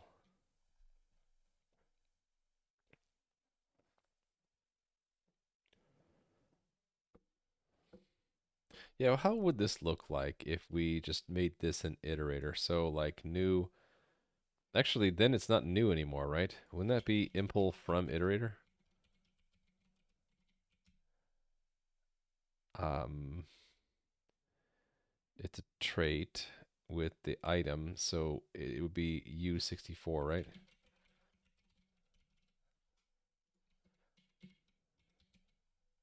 Yes.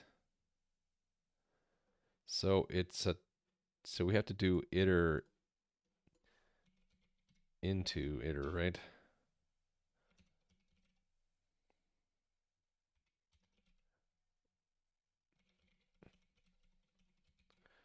Then it's an actual iterator, and then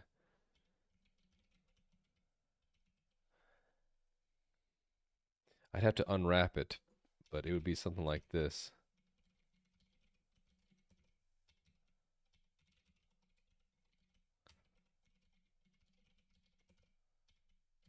The whole point of all of this over engineering was to not have to do this, but there's something to be said about how clean it looks from the outside. Going back to a tuple might be the best. You don't remember why you wanted an array. Um,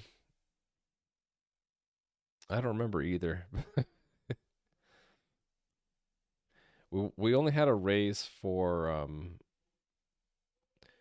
what? I don't know why. Now I've forgotten entirely why I wanted an array. Why did I want an array? I can't remember. We'll end up going in this big circle. But hey, aren't we all just here to kill time? Another 30 minutes.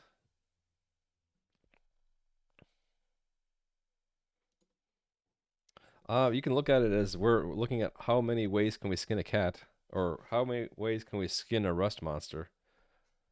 Rust monster is one of my favorite monsters Dungeons and Dragons because you could have the best, shiniest, most expensive armor, and the rust monster just touches you and it turns into rust. Don't skin the cat. Yeah, that's one way. Well, hold on. So if I like said, hey, no, we're not gonna do that, then what would this force me to do here? Well, this becomes easy because that already is an iterator, so we just give it the iterator, right? Um, it's from iter.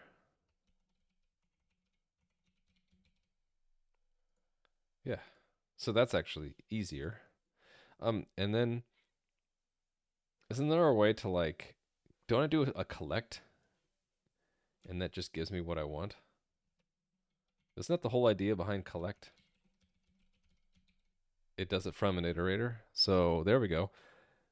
So it's just take the lines, flat map, and collect it. There you go. You have a game. Do I even need a sum? Because doesn't collect work with like isn't there like a try from iterator that we could have done? Yeah. Maybe there isn't a try from iterator. But is it like it can work with a from iterator for option or something like that? I forget how this works. Try from iter. Is there such a thing? Try from function from iter. What is what's how does collect work?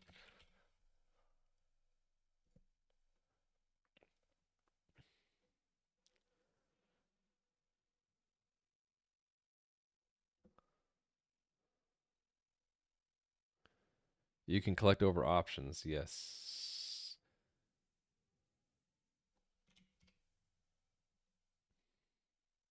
So let's say I wanted to get rid of the sum and then just like kind of let the collect do it. This wouldn't actually work unless I did a map instead, right? Oh, there you go. Even better. Look at that. I like it. Okay. Um, so then this actually so it was better to just accept an iterator all along because that's what we got with um this form of it because fundamentally it's the number of columns, right? Hold on, let me think about this.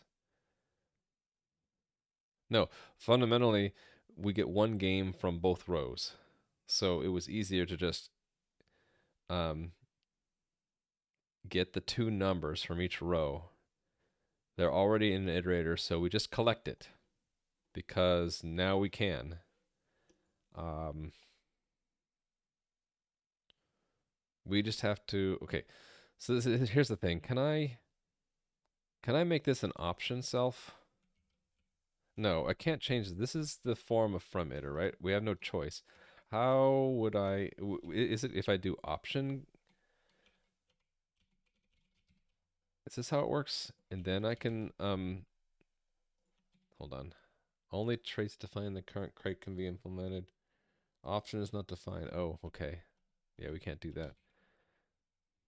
I thought that there was a try version of from iterator.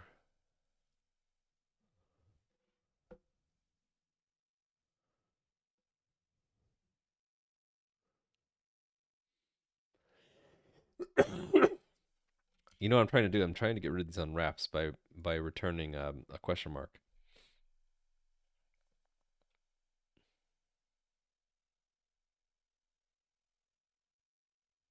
Is the solution that I implement into iterator?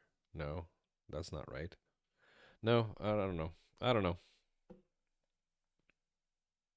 Okay, so if we don't have new and we wanted to use the iterator version of this, how would this work?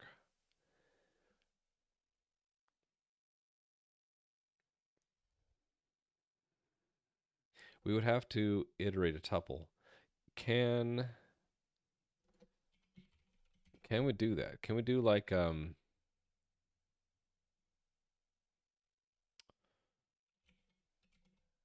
I hold on.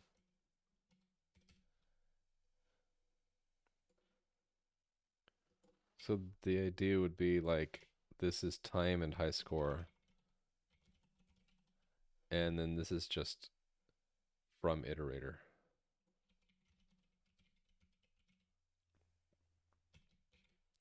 So can you do like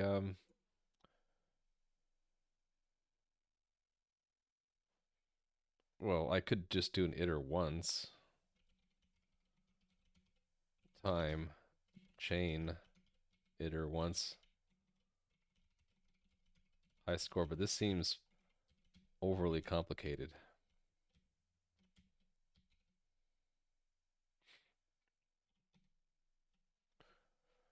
Am I missing punctuation or something?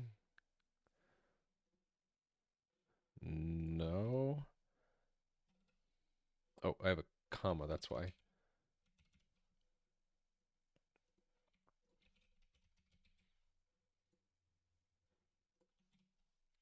Redundant closure. Game permitter. Exactly. Question is there an easier way to do that? That where we can turn a tuple directly into an iterator. So like how would that look? Like what would that be? Like into iter or something?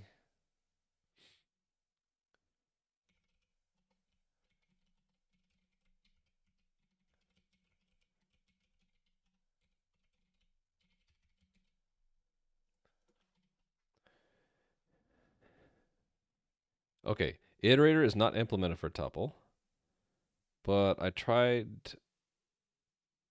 Okay, so required for a tuple to implement into iterator, it would have to be an iterator.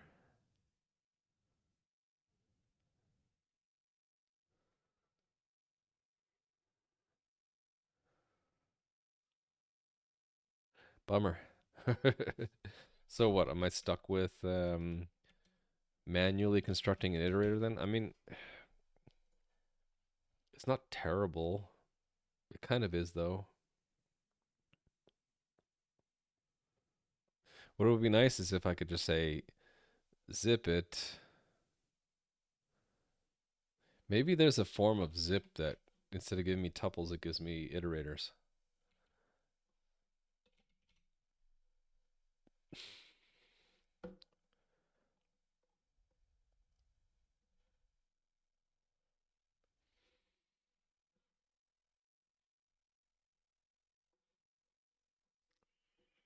I was hoping to like have it say like, oh, see else, see also.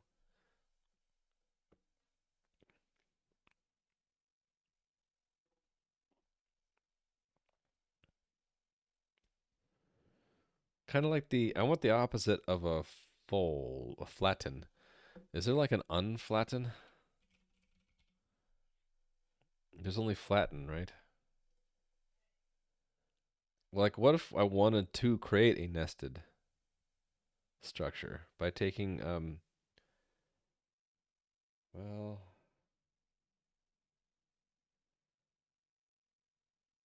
yeah, I don't know what to call what I'm doing, but like, like zip gives us back an iterator of tuples, but really I want an iterator of iterators, and that inner iterator always just gives us two things.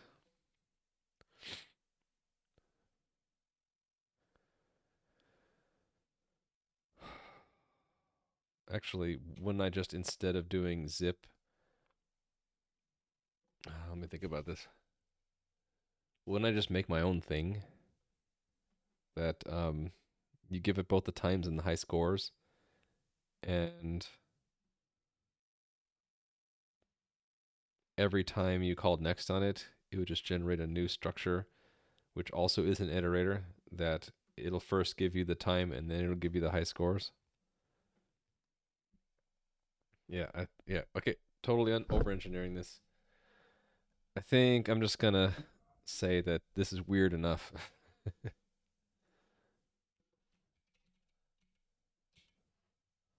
Don't want to break anything after all, right? That's I didn't change our answer for part 6. Okay. Oh, I know how I can kill some time. I can look at the leaderboards. So let's see how people did on part 6. So 2 minutes, yeah, so it's easier. That's another measure of how easy or hard something is relative to a previous day, is how fast. Oh, so interesting. So the fastest time still took a minute. I'm surprised by that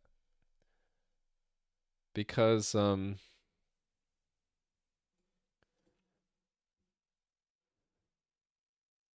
the uh the brute force solution is pretty fast to do, right? How long did it take me? I'd have to go back in the VOD, but I think it only took me like 15 minutes. So divide by 10. Maybe that is on the order of how fast. It probably would have taken me 11 minutes and 50 seconds.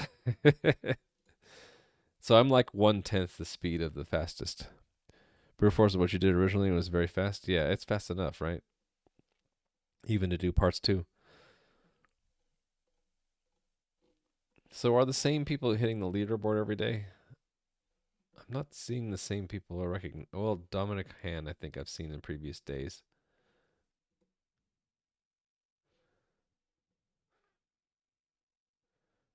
Although I'm not seeing him on this day. Anyway, oh, there's someone I recognize there. That's cool. All right, where was I gonna look on personal times?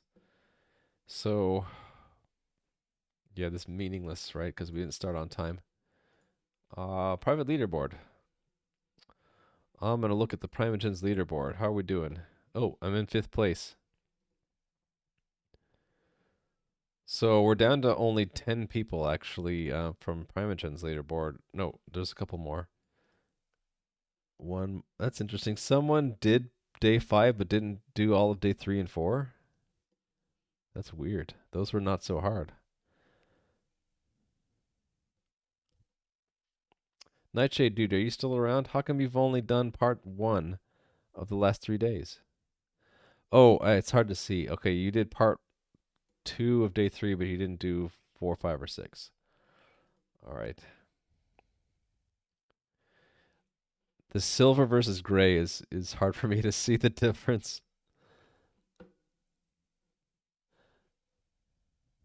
Erlang. Is Erlang your doom this year? So you got to part 2 of day 3 and you're like, fuck. Erlang kicking my butt. Um T-Bod T, yeah. I don't have enough people, not enough people in Adams or the what endurance setup for me to compare. Oh, this new one that I'm on. These are some really competitive people. So I'm pretty far down on this list, I think. Yeah, I'm on 37. I was on 25 before. Yeah, just being late on the last day pushed me way down the list. You just finished part 1 of day 3 earlier? Well, you're getting there. Ah, 15 minutes to kill.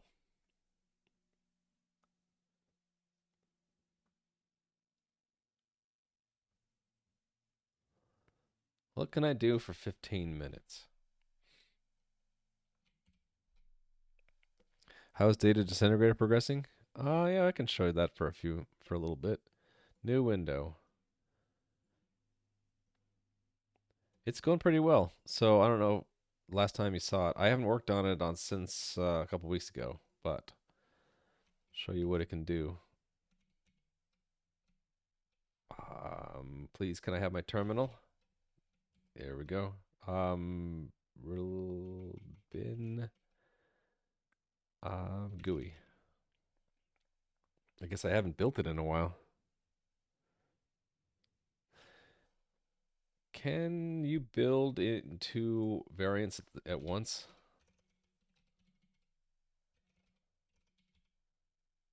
Guess you can. So while I'm building the release build, I can build a debug build. I didn't know that that was possible, but I guess it makes sense. So we'll get a probably get, the debug build will probably finish before the release build does. Oh, I meant to say run.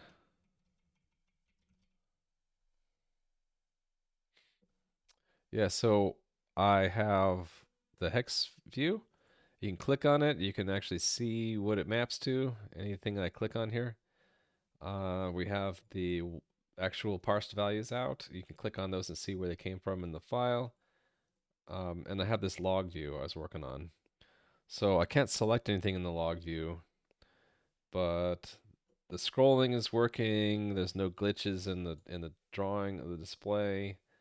I'm not very creative when it comes to color, so everything is just a grayscale right now, except for the when you highlight something, then you get a nice color there. But that's about it so far. So what I haven't done, I think we're gonna do next after I finish up the log view. I want to highlight errors in red, and there are a couple more features I want to start adding to this, like multiple parse passes. So right now, when we get to these data blocks, um, we just kind of stop when we get to the image data, and we don't parse any further. Well, there's these data sub blocks, right? So we just are parsing the size, but see between these two bytes, that's this region here. This would be what we give to a second stage parser, which would do the LZW decompression to give us the um, actual indices for all the pixels, right? And so then you would envision that with that, combine it all together, and we get we'll combine that with the color tables, and we actually get an image. It looks great. I'm glad you think so, Code 3 Monk. Or it's Code Monk, because it's not really a 3, it's an E. Yeah, so this is what I've been doing before Advent to Code, and probably after Advent to Code. I'll keep working on this. There's some rough patches to this. Like I think what I want to do is in in one incarnation of this tool, you could not only select a format, but you can actually like see the original format in a little editor, and you can edit it. But right now, there's just clear load from a file and select the topmost one. That's all you can do. Um, yeah, there were more options too. So I've probably been using GIF format way too much. So I should probably like branch out and make sure that my tool can parse other things. Like JPEG might be fun, or use a totally different kind of file. Like how about a packet file? Kind of like the example I always throw up that hey, if we had a packet dump, we could do the same thing that Wireshark does.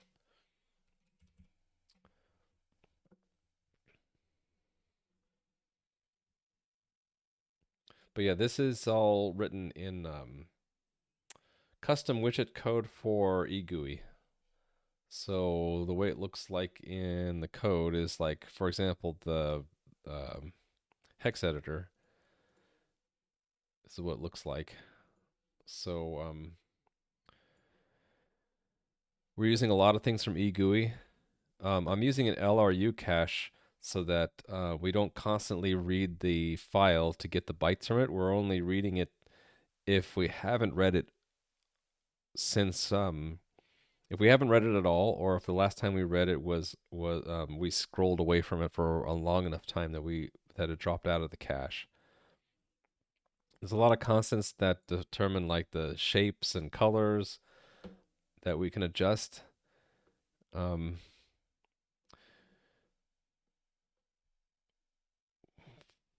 this is the required trait to provide the data for the for the hex editor. Is that should be able to read a line of bytes from a certain offset, and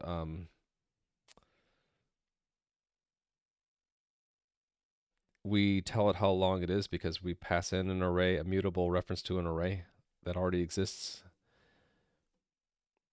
The way eGUI works is that every time you draw, you're telling it how to draw, and you get back any interaction events.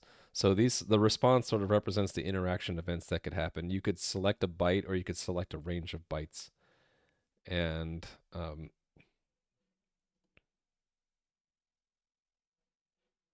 what's this running for? This I should do later. By the way, did that other shell actually end up running? Oh, huh. I guess if you're building something and you try to build another shell, you get that sometimes.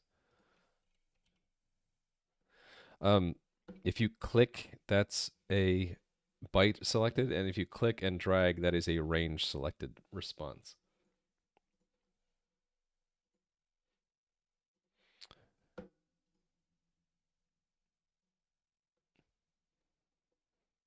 And I forget why I had these functions here.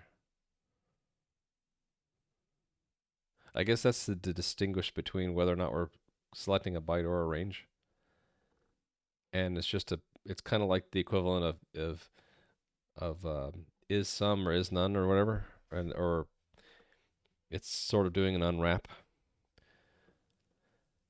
Oh, but yeah, here's the so yeah, most widgets in eGUI are stateless, and the only reason you hold on to state is if you want to make it more efficient.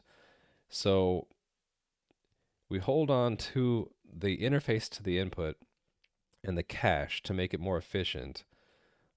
Also, we need to hold on to the drag state because if you click and hold the mouse button down, you move the mouse. We need to remember that you were dragging to begin with. I think right, because you might click and then start dragging. We have to remember that you started on byte 39, right?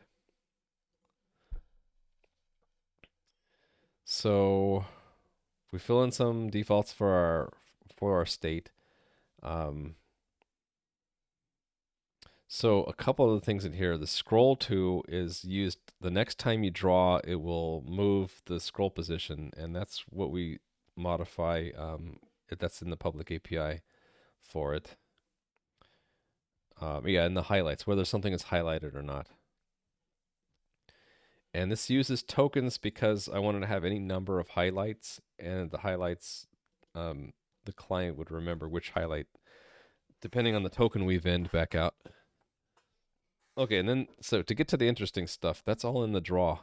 So first we draw our header part. That's this line up here. That's the header. Then we're allocating space for drawing our main area, and we're also simultaneously getting back, but ignoring the interaction with it. I forget why. Because don't we need to be able to, like, if it click, that's an interaction, right? Why do I? Maybe because I do it inside of the draw main area. I think that's what it is.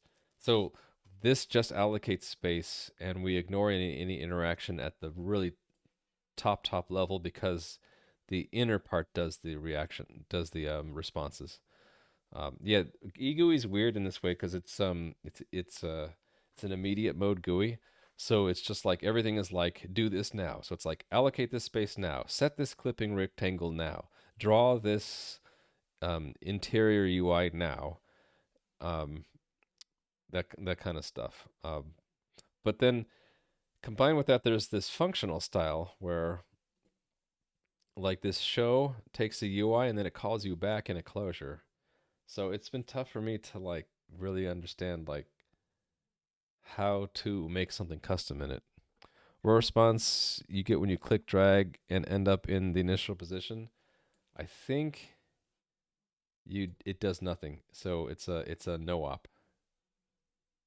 If you drag one to the left, you get the previous byte, one to the right, you basically the end position, it's everything up to but not including what you end up on.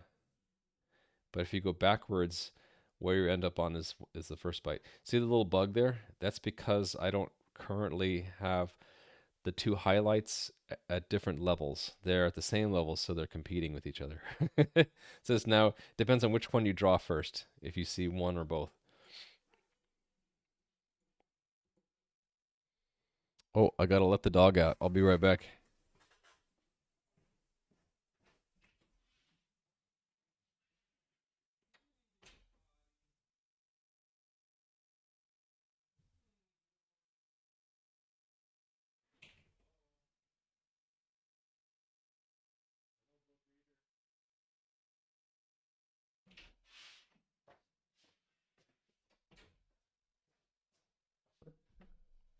See, like, I'm not really the master. My dog is the master. The dog says I want to come go out.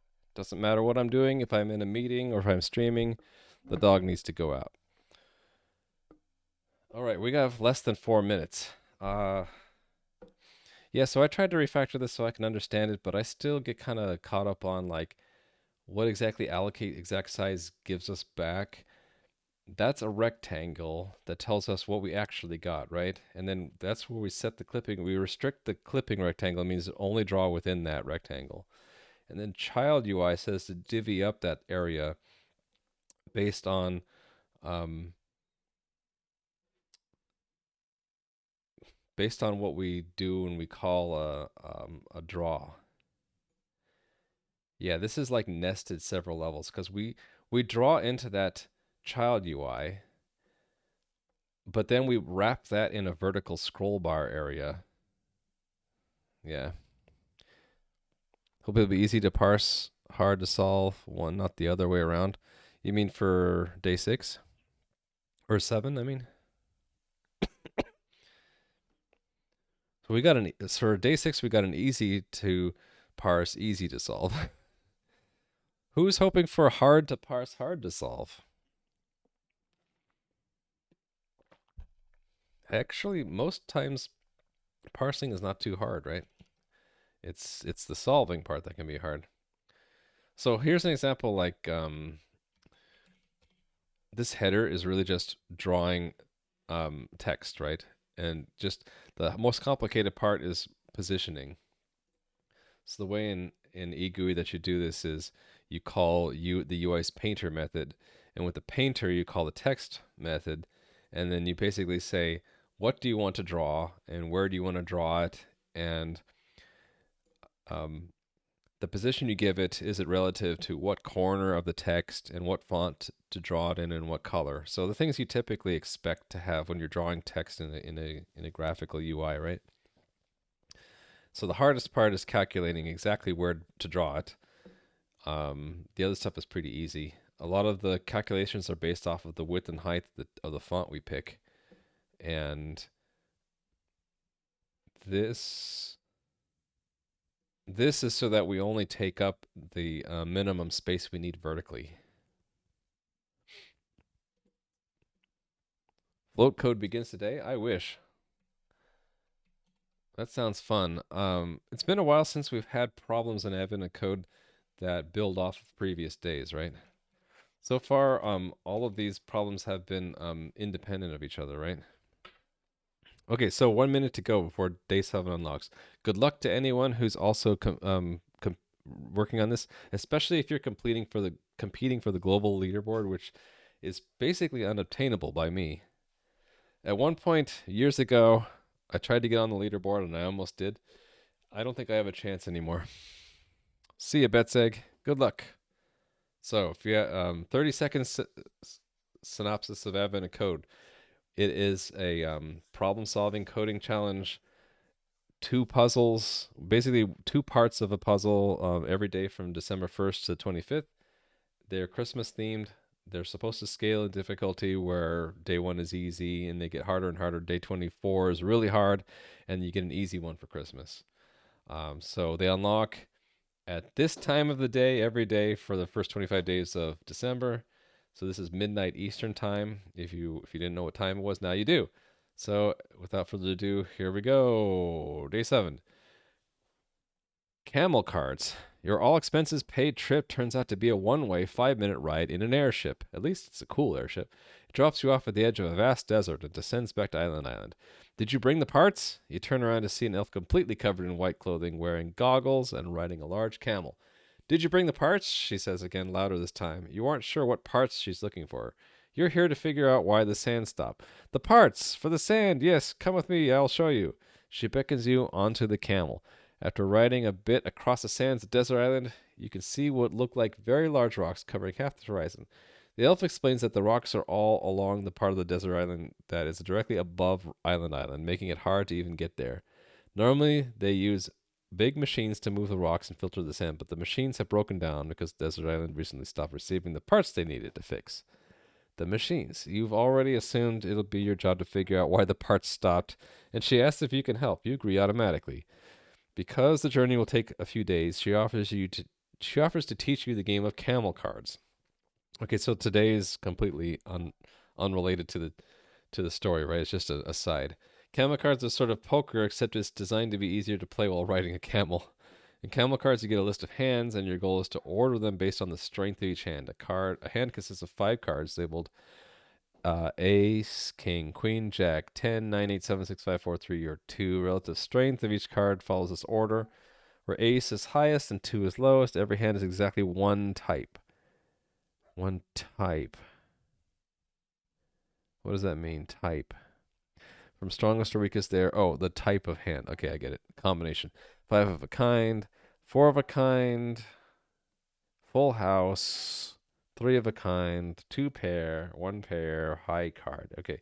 Hands are primarily ordered based on type. For example, every full house is stronger than every 3 of a kind. If 2 hands are the same type, a second ordering rule takes effect. Start by comparing the first card in each hand. If these cards are different, the hand with the stronger first card is considered stronger. Start by comparing the first card. Wait, why the first card? If the first card in each hand is the same label, however, then move on to considering the second card. If they differ, the hand with the higher second card wins. Okay, so 2 fours of a kind are both. The 3 is stronger because its first card is stronger. Okay, interesting. So it's different from poker, right? Similarly, those 2 full houses, the left one is stronger, not because of the 8s, but because the third card is an 8. Okay. To play it, you're given a list of hands and their corresponding bid. For example, that. And I should have spent some time setting up the template for day 7, but I didn't. Example shows 5 hands. Each hand is followed by its bid amount. Each hand wins an amount equal to its bid multiplied by its rank. The weakest hand gets a 1, second gets a 2, and up to the strongest. Because there are 5 hands, the strongest hand will have rank 5, and its bid will be multiplied by 5. So the first step is to put the hands in the order of strength. 1 pair, and the other hands are all stronger type, so it gets a rank 1. Okay. There we have 2 that are both 2 pair. So we put them in order. So this one's rank 3 because the king is higher, right? Okay, and then we have 2 3s of kinds, and then we rank those. So it's just basically we're sorting. So okay, we're gonna end up sorting. Now determine the total winnings of this set of hands by adding up the result of multiplying each hand's bid with its rank. Find the rank of every hand in your set. What are the total winnings? Why do they bother saying that? I don't know. That seems redundant because, like, to get the total winnings, you have to take the rank and the bid and multiply them, and then add them up. Okay. While I think about how I'm going to solve this, I'm going to go let the dog back in.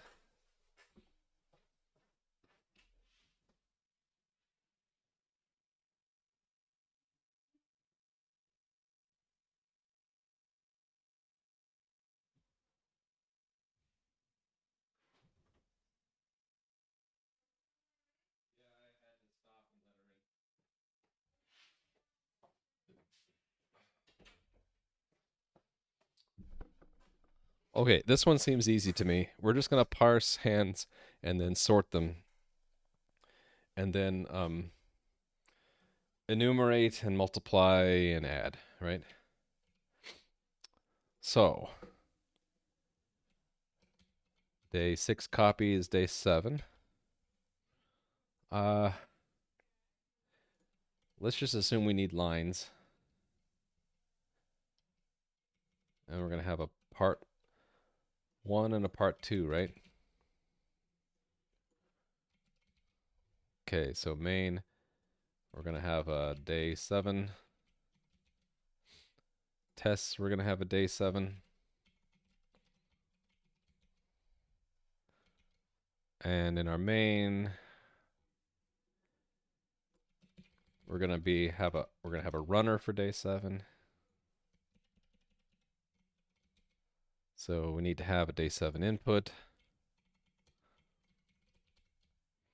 Okay, and then in tests, we need tests for day 7. And the day 6 becomes a day 7. All right, so here's our test input.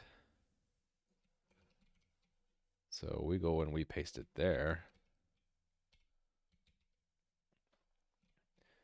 And whoops. That should give us that. Let me put in a 0 for this to start with. And I forgot. I didn't save when I meant to save there. Okay, so close everything else except for day 7. Okay. So this should build and give us a failure because we're getting 0. All right, so then we're going to take our input lines and we got to map that through like it's a hand, right? And then flat map. Well, no, let's just map flat map because then we'll allow them to parse errors to be eaten, and then we actually want to collect that into a vector.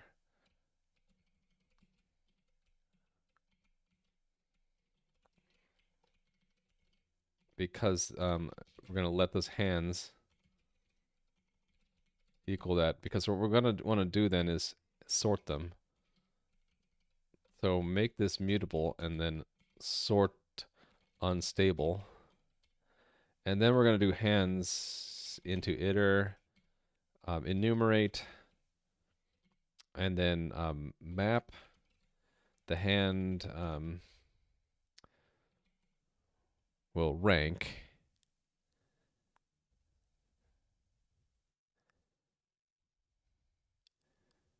So I guess we'll just take that rank.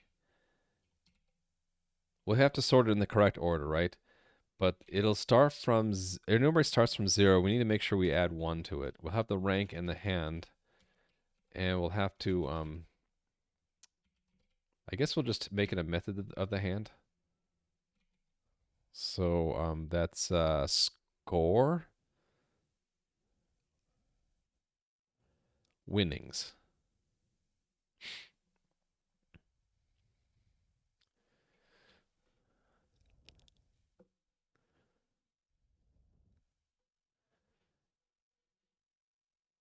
Wins an amount. Okay, so winnings, rank +1 to account for it. 0 is really a rank 1, and then we're going to sum those, right? Okay, and so we're going to have a struct hand. If I could spell. And then we have to have a new with a function. Yeah, implement hand, function new. It's got to take a line.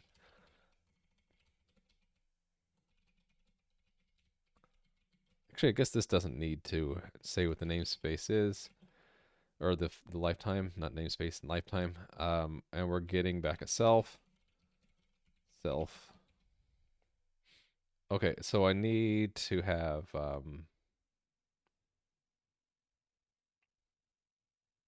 wait, what's wrong with my flat map? Oh, because this is an option. And sum self, the answer. And then we get a vector. So why isn't it like this? Because ord has to be implemented. We have to order our hands. So I did this for a different day, so I'm allowed to copy from other days, right? Oh, why don't I just search for ord? Not orc, ord. Day 5. Here we go. So in day 5, we implemented equality and order. So why don't I just copy from that? Because it's easier than writing it from scratch. So range is hand. Okay, and then we'll just mark to do everything. This is boilerplate. This is not. To do's.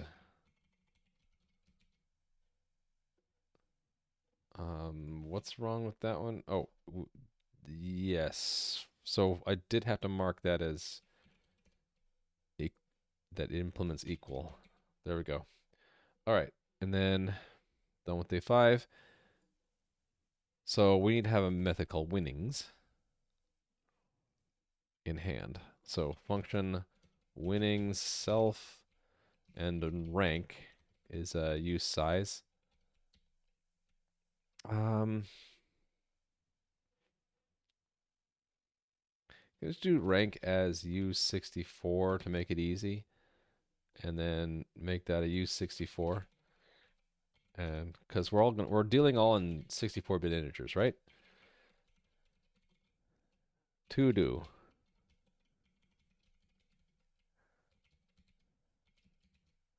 All right. Okay. So what do I want to implement first? How about we do the parsing first? So split on space, right? And then we get cards, and then we get well,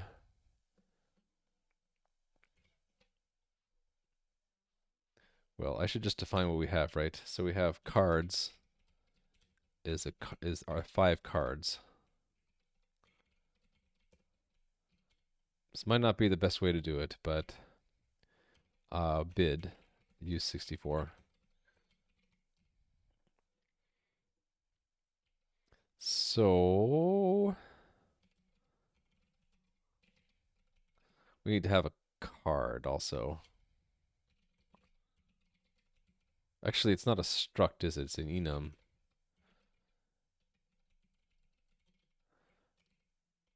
King, queen, jack, 10, 9. Actually, why don't I just skip this, and we'll actually assign we'll make this one a single we'll just make this a size, and we'll just convert it directly. So we'll have a match is what we'll do. So cards will be, well, cards and bid is if we take the line and we split once at the space, and then we map cards and bid.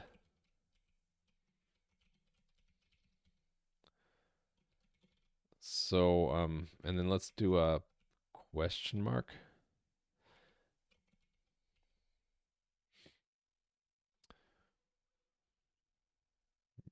Split once returns an option, right? Yes, but internally, what are we gonna do here? I guess we'll don't. I guess I just don't won't have a map yet. Yes. So let cards equal cards dot cares. Um,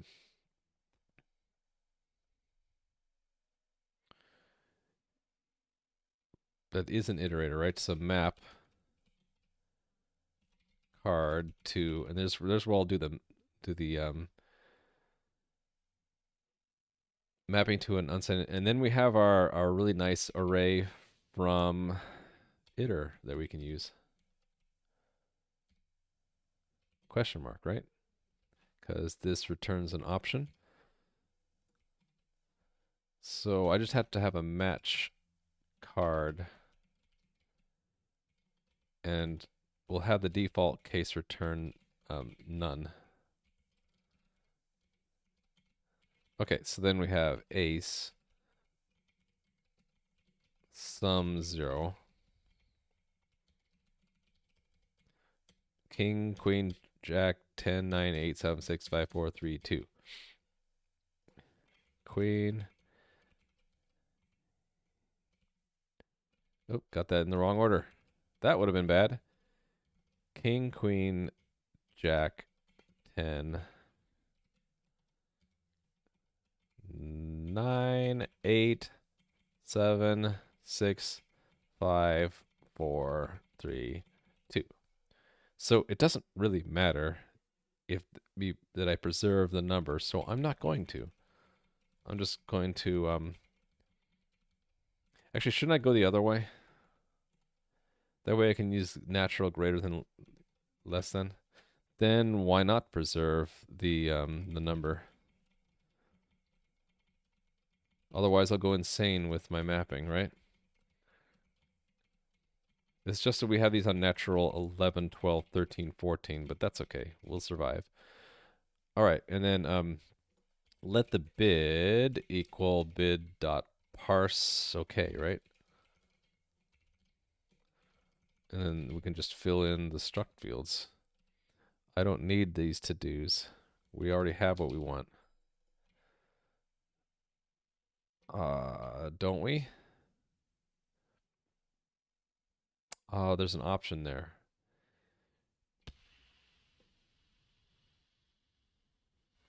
Oh, hold on. This took item. Oh, so that's a problem. Okay, then I'm not going to have an option here.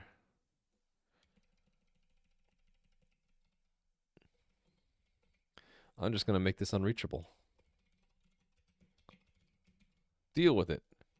So now we do have the array. It doesn't know how to deal with the bid, though. Bid is... Oh, I have to put a question mark at the end, right? There we go. All right, so now we have the parsing of the hand. We have the cards, the bids. Okay, winnings is... So we need to know, like... What's the term that they used? Kind. We have a kind.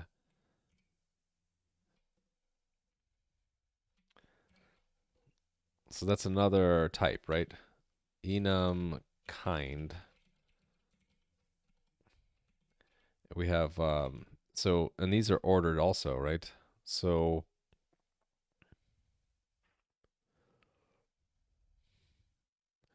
do I use an enum or just keep it simple and use an integer?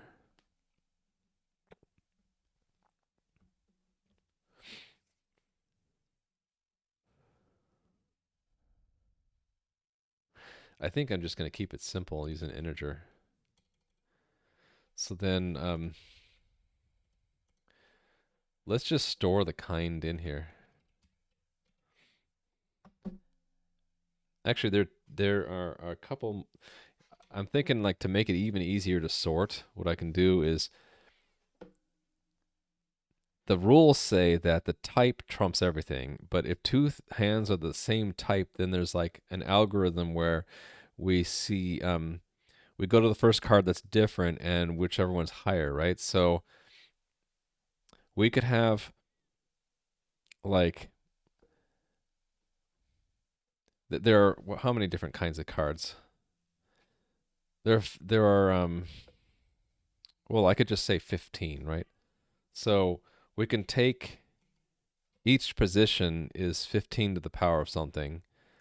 Um, and so 15 to the fifth power could be the steps we take for the type. Yeah, we could just compute an absolute rank order, and then the order becomes really easy to compute after that, right? So kind would be, well, really it's rank, absolute rank, right? Is computed from the type, which we can figure out just by looking for patterns, and then within that type we can just add up the card values and shift them around, right? So that I need to do here. But let's say for now we just say let the rank be 0. So, but if we had a rank, okay, I'm using the rank in too many places here.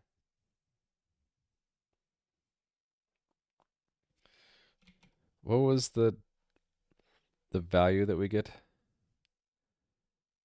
Oh, it's just the bid times rank. Okay. Uh, let's use a different word here. Let's use something like, what did they use? Strength or something? Strength. Strongest, weakest. Strength.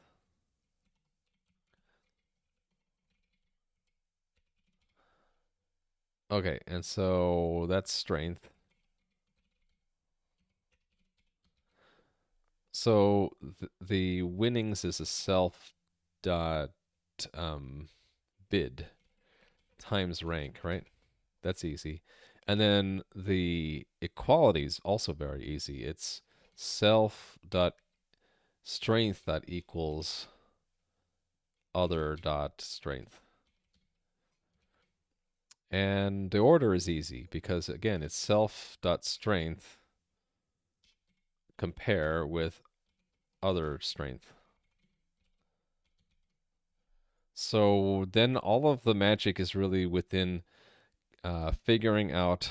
So actually, I don't even need the cards. We don't need the cards at all. Um, we only need the cards to compute the strength of the hand, right? So, but first we need to know we need to take those cards. We have to figure out. I guess I have to say here that it's a U64 by 5. Um, we have to look for patterns. I guess we can do the easier part would be to compute the substrength, the strength within the type. So, or the kind, the strength within the kind, right? They use the word kind.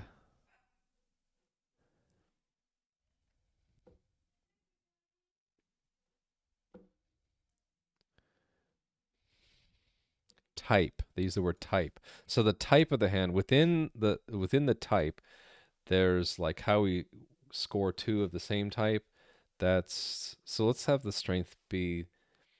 I guess we'll push this other work off to another function. Type strength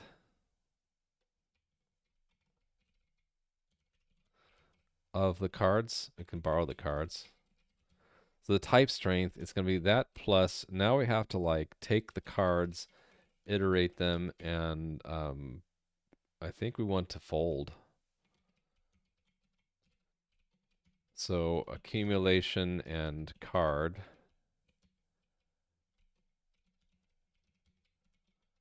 What we want to return is the accumulation times 15 plus card, right?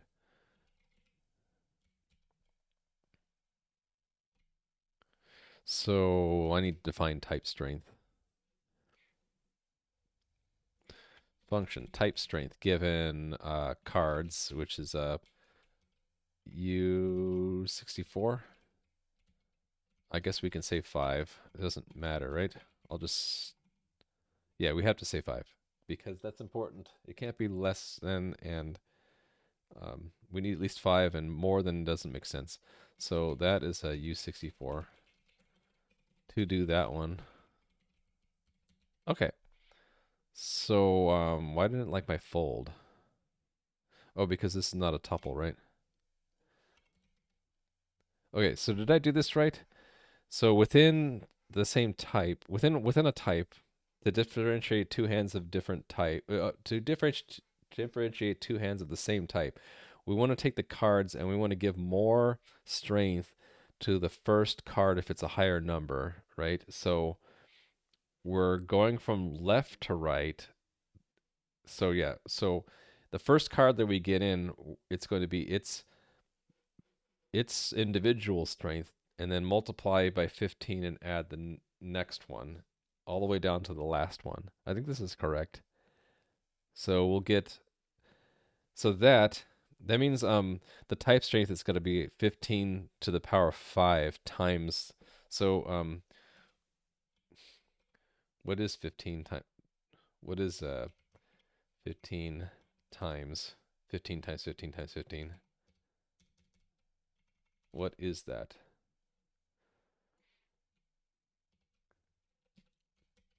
Up. I need to select it all. Evaluate. It's 759,375.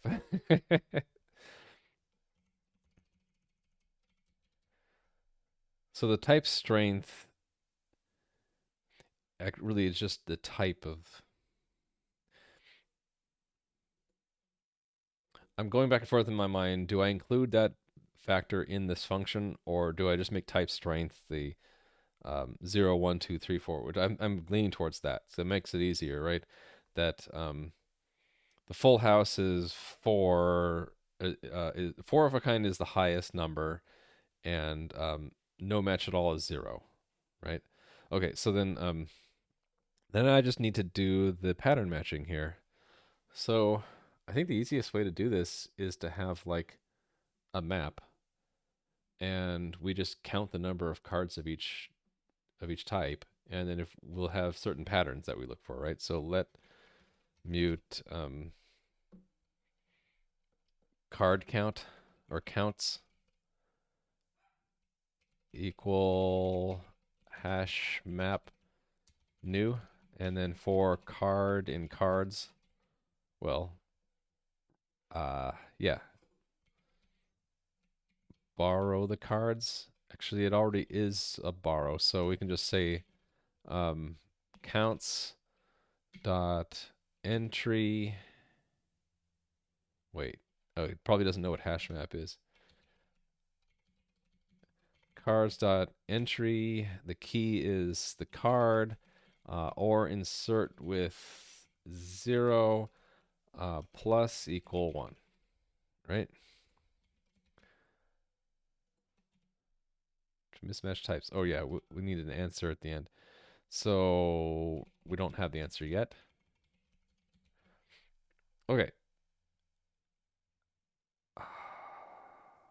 It's or insert 0, not with. Okay, so that counts the number of each kind of card. Now we got to look and see, like, if any of them is a 4, then we have a 4 of a kind. Otherwise, if any of them is a 3 and something else is a 2, then we have a full house. So these are the different. Okay, so there's a 5 of a kind we look for first. Then we look for 4 of a kind. Then we look for a full house, or of a 3 of a kind. And then we look for 2, and then we look for 1. So that means the easiest way to do this would be to reverse the hash map, right? So why don't we do that? So let mute cards, card counts, uh, or groups equal hash map. It's the reverse mapping of it, right? So for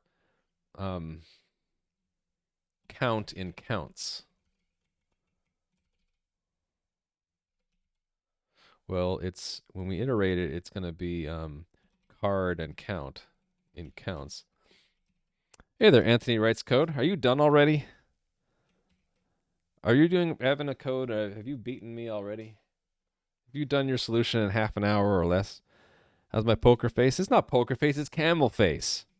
It's camel cards. I'm slow. I'm usually about 10 times as long to finish as anyone on the leaderboard. So if you're here, probably it's more for the atmosphere, the vibe, the rust, less so much competing for times. Yeah, I'm doing Evan code in Rust, and we're doing camel cards. So I'm just trying to now. I'm still on part one, and I'm at the part where I'm trying to figure out, given 5 cards, what is its type strength. So is it a 5 of a kind, 4 of a kind, all that stuff. Um, so what I'm thinking about doing is we count the number of each kind of card, then we reverse that map, so we get a map from count to card, and then we see, is there a 5? No. Is there a 4? No. Is there a 3? Okay, yes. Then is there also a 2? Full house. If not, 3 of a kind. Is there 2 of anything? Yes or no. So it becomes basically, um, we form a map, we reverse the map, and then we just go down the list of possibilities. So for card and counts, this is groups, entry of count. Actually, this is actually much easier, isn't it? No, it's not. I have to, I don't actually need the card anymore. The card's irrelevant. So then it really is counts dot values. I don't need the cards anymore. I only needed the card to look up the entries. Now we just need count, right? Yeah, because now we're just looking at how many counts we have, how many cards, how many groups we have. So if we have a certain count for a certain card, then we're going to add 1. So that means I again need to do an insert or insert 0 and add 1, right? Then we end up having a hash map to a count. So then it's really easy, right? If groups has contains key 5, which we have to borrow for some insane reason, then the type strength is 5, right? This is 0, 1, 2, 3, 4, 5. Okay, it's 6. 6. Else, if groups contains key 4, then the strength is 5. Else, if it contains a 3, then we have to do one more check, don't we? Then it's either it contains 2 or not.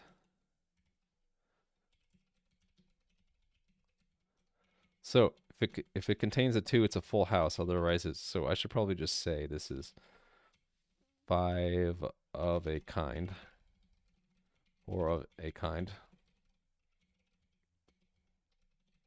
full house, 3 of a kind.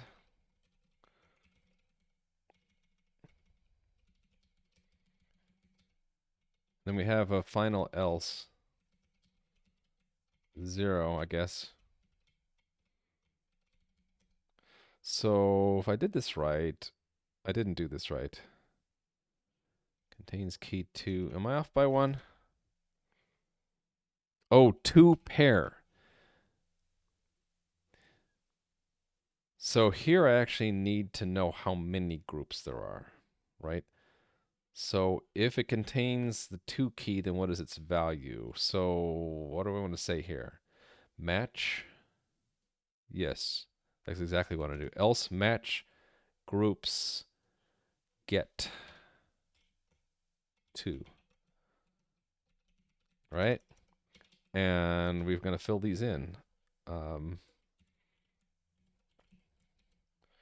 So we fill them in by saying one case is we have some n. Actually, it's gonna be exactly 2. Gives us a 2. 1 pair. So 2 pair, 1 pair, or no pairs.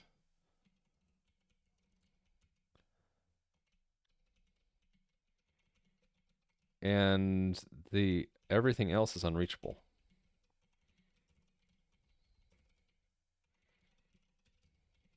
Unreachable! There we go. All right, I have a warning. What is it? That we didn't do part 2. Let's see if I got part 1 correct. Yep. So then I have full confidence I will get the correct answer if I do day 7 part 1. What do I? No, I didn't download my input yet, so it's going to be 0. I need to download my input. Here's my input. Day 7 dot input. I had it open. It's just empty. Paste. Save. Run again. We get this huge number. What do you think? First try? I think I'm going to get it wrong. No, I got it right.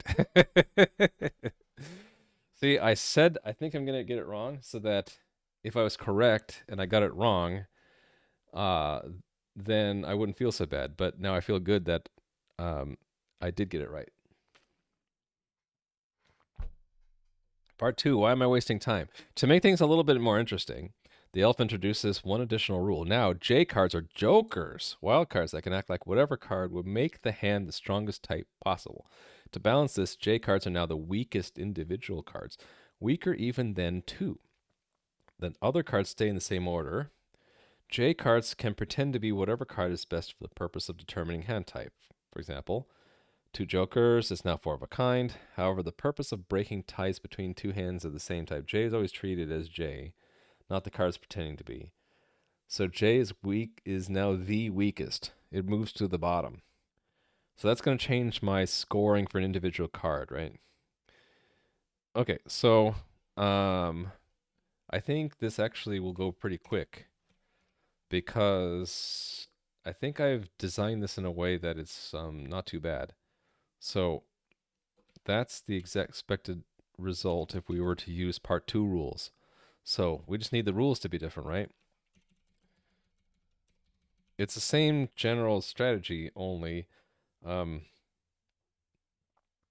we are doing new with jokers instead of new. And then actually all of the work was in new, right? So now we just need to have a different new with jokers. New with jokers. Okay, and so J moves down to 1. Actually, I could just make it 0. Right? Lowest. There we go. Joker. Okay, but the type strength should be type strength with jokers. Right? So we need an alternate type strength function with jokers. Type strength with jokers. Okay, so my idea here is we disregard jokers entirely for the purpose of groups. We count them separately. And then what we do is we allow them to like upgrade any of these. So we still want to count them correctly, but how I form this group is going to be different.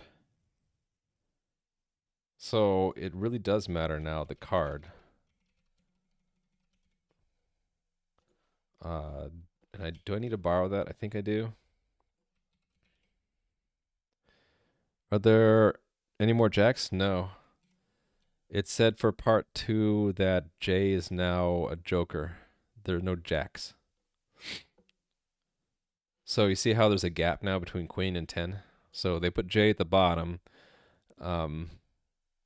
It's the weakest card by itself, but it stands in for anything that would boost you. So what that tells me is like if we're gonna say let jokers equal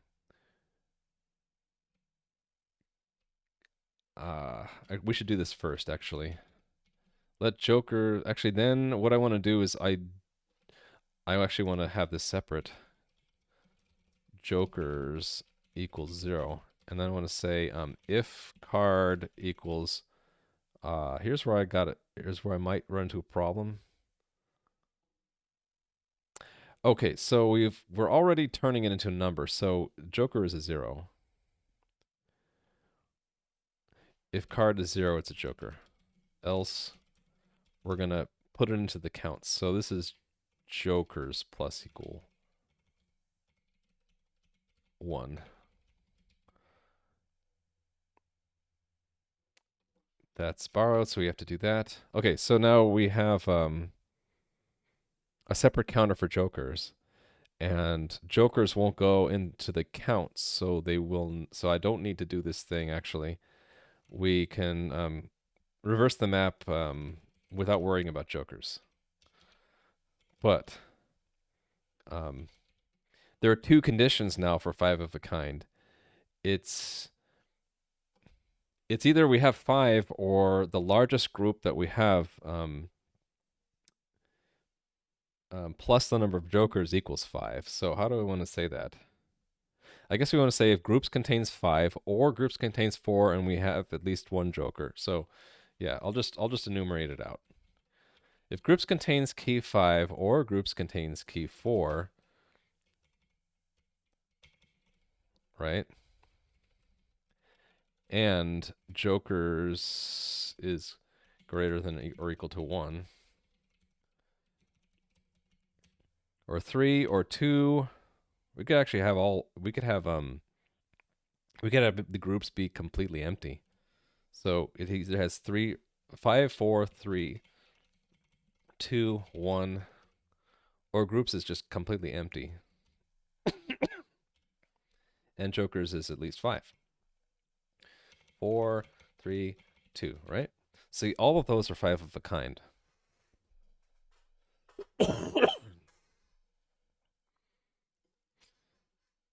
Question formulation is a tad unclear. Another interpretation could be perhaps J sorts as lowest, but J could be either Jack or Joker.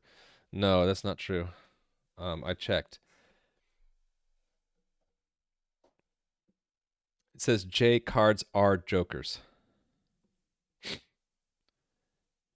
And it says the J cards are now weakest. The other cards stay in the same order. So they remove the J from the order, right? And they put it at the end.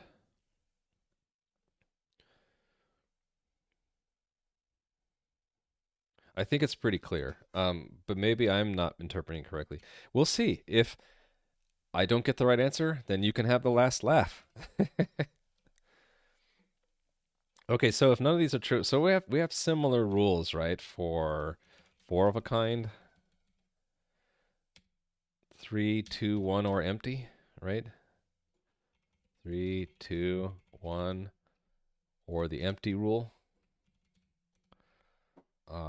That's 4, 3, 2, or 1. It's 4 of a kind. And then here's where it gets more fun. So, same Joker rule. So, it's here. It's 3, 2, and 1. Right. Then we have to see if it wasn't 4 of a kind, but it's 3, then it gets a little complicated here, right? Because how many Jokers did we need to make a 3 of a kind? I might want to break this up into 4 different sub rules, right? Because we might have not any more Jokers, and so I can't use the same Joker for both subsets, right? So why don't I just to be safe, break this up into 4 different rules. So 1, 2, 3. Okay. So what did I do wrong here? Oh, it just doesn't like that they're identical. So so if we didn't match So hold on. I want to delete all of these. So this is this one. This is this one. And this final one is this one. And I don't need those extra parentheses. Actually, all of these have extra parentheses I don't need anymore.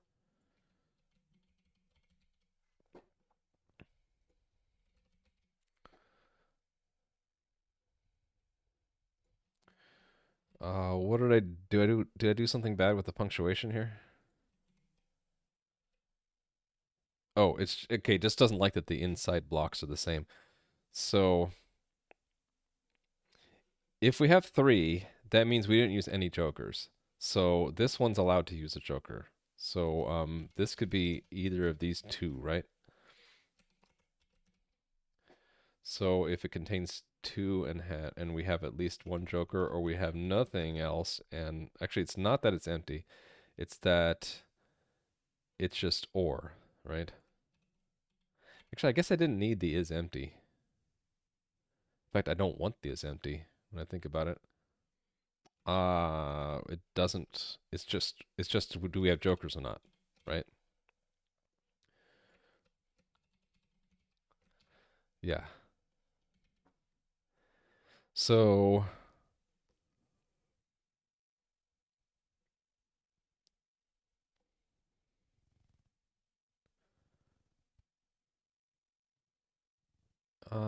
wait a minute. Five of a kind, four of a kind. This is one three of a kind, right? Yes. So this is the three of a kind where we didn't use any jokers. So it's a full house if we have another pair, we have any one card, and we have a joker remaining, or we have two jokers. It's a full house. Otherwise, it's just a three of a kind. So in the case where we used a joker, then the rules here are slightly different, right? Then we have to have one extra joker. So that has to be a two, and that has to be a three, right? Because we used one to get into here. So we have to have at least three total. So if we get into here, it's even worse, right? We used two jokers, so we have to have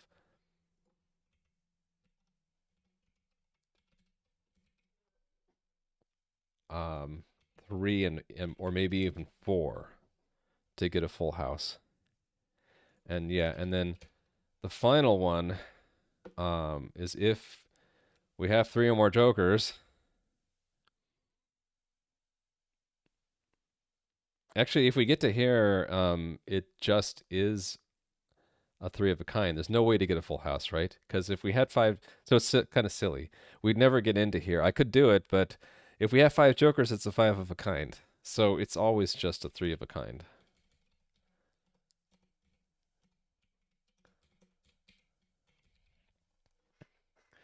And then it's also, can I actually eliminate one of these other things?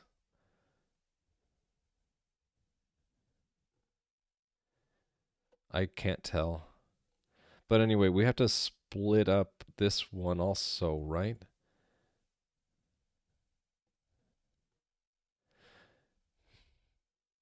If we have a group of two, we didn't need any jokers. If we have one, then if we have a joker, it's also a two.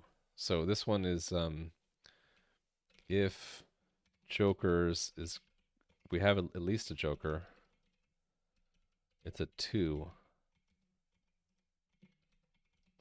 Else it's a one. Um, if we get to here, we might have two jokers. Actually, then it's a match on the jokers, right?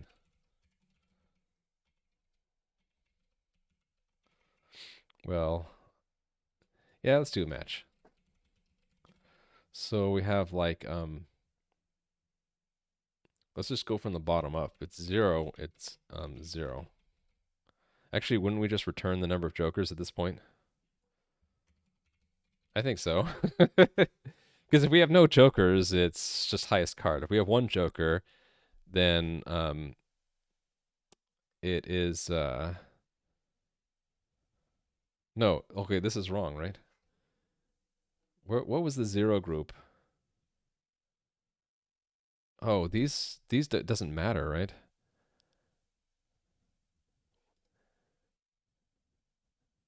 No, it's two pair, one pair, no pairs, right?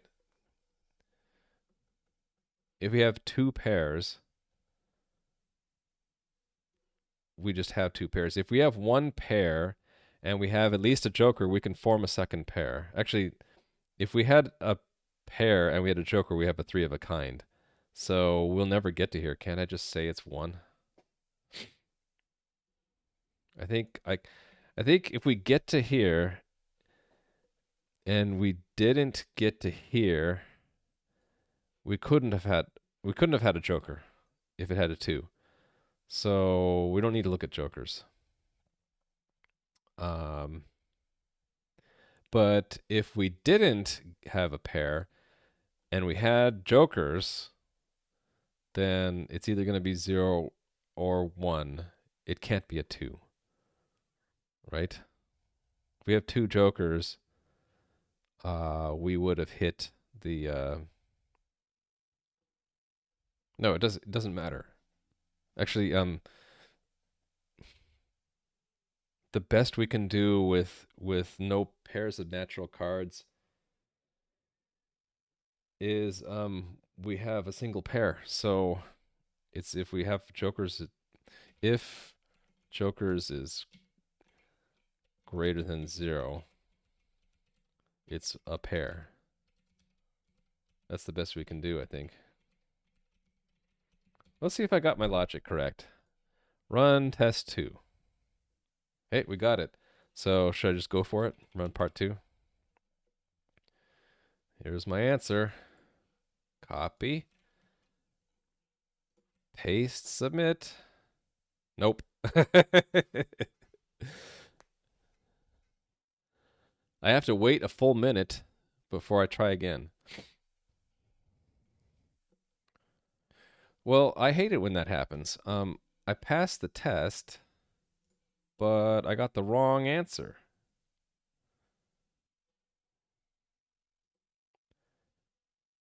So what does that mean? I have a subtle problem with I have a subtle problem with Joker rules, right? Because this only had this, so maybe a case where we had three Jokers is wrong, because there's no case here that has more than two Jokers. That kind of points to the possible cause, right? 5905. Okay, so if I had three Jokers, let's see where I might have gotten wrong. Who won the interpretation contest? Interpretation contest. I don't know what that means. Okay, so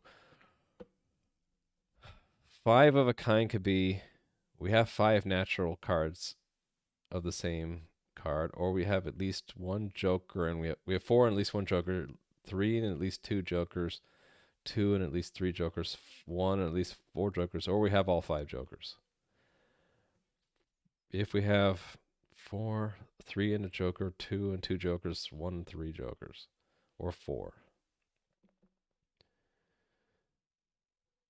Three. Okay, I split the full house and three of a kind ones up. This may be where the problem is, right?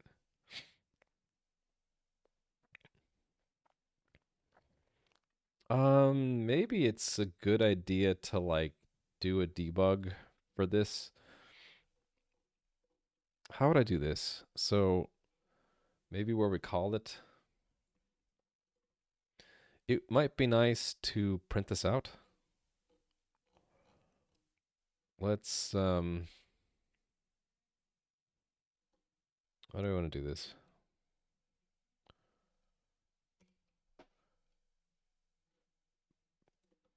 Maybe type strength with jokers and debug.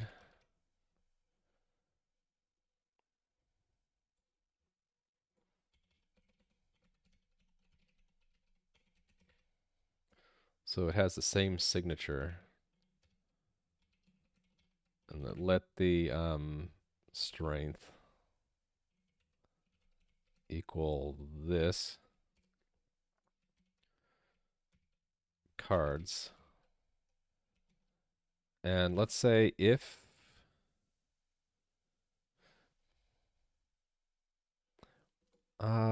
actually what I'm going to do is I suspect it's the hands with the 3 jokers in it.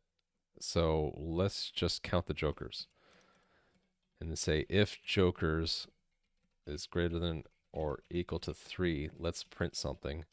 So print line. Um,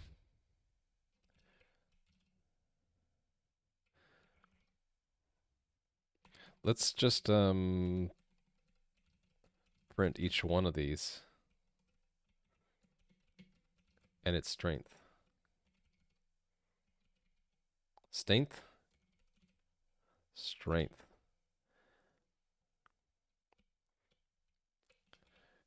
Cards 0. Just not even thinking of how to make this the most efficient. Just doing this.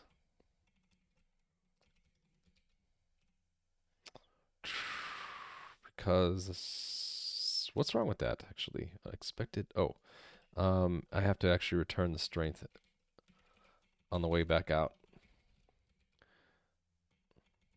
It'd help if I spelled it correctly. Okay, so then we're going to run it again and see. Here are all the hands that we had 3 jokers. Actually, not too many of them. That is a 5 of a kind. That's a 4 of a kind. That's also a 4 of a kind. 5 of a kind, 5 of a kind, yes.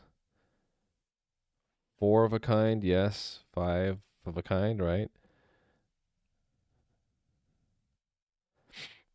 Um,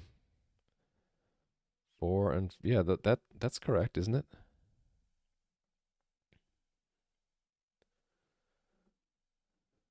So did I mess up maybe with exactly 2 jokers? No, well, it's possible, I guess. Let's print out all the cases where there are 2 jokers. I'm looking for a mistake here. So 2 jokers, that's 4 of a kind, right? 4 of a kind, that's 5. 5, right? 4. So what is the 3 again? That's not a full house, right? That's a 3 of a kind. I can't remember now. What's a 3? 3 is 3 of a kind.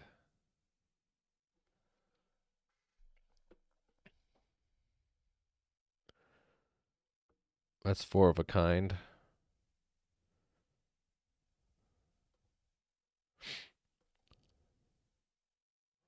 Four of a kind, right? 5 of a kind.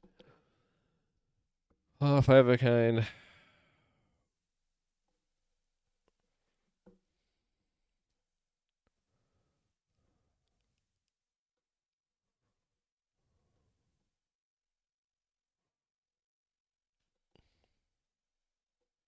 Wait, I don't see it ever going to 4. So wasn't there? Isn't it?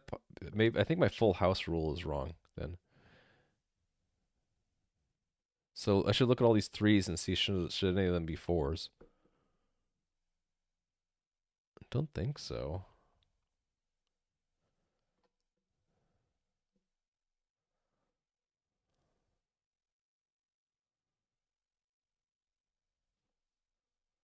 Wait, is it how is it possible to have 2 jokers and have a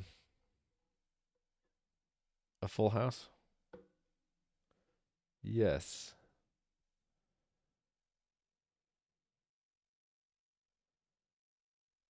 If you have a pair.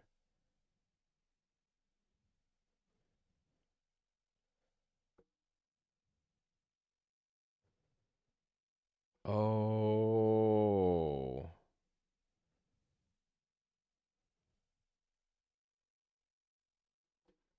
No, no, no, this is right.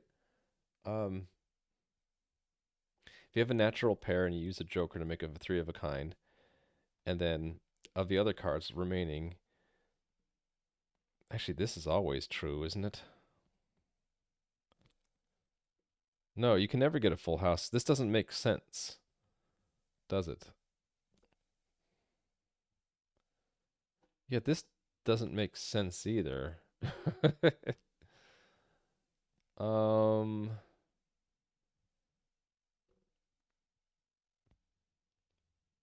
yeah, some of these rules are unnecessary, right? Because this is always going to be true. Well, not necessarily. If it's all jokers. Yeah, this means we have one non-joker card. So then you could have two natural cards and two jokers. No, two natural cards and one joker will give you a three of a kind at least. To get a full house, you'd have to have another another pair. Oh, so if there's two pairs and a joker, that's the one I got wrong, I think. If you have two natural pairs and one joker, that is a full house that I'm not catching.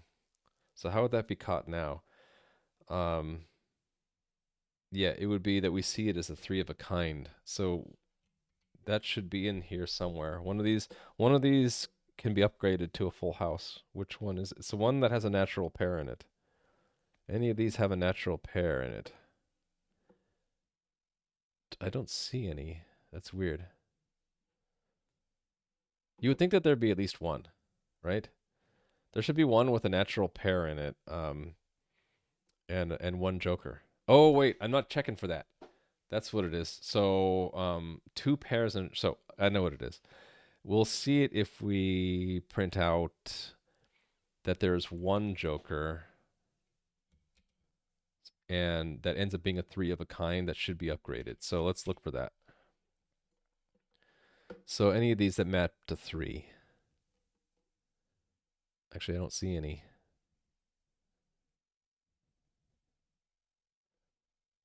That got upgraded to a full house like it should have been. Wait.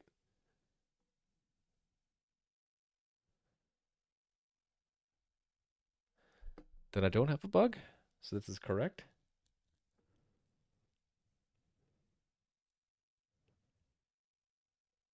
Oh, this is wrong. There we go. That's the bug. This can't be a full house. There's no way to make that a full house. Okay, that's the bug.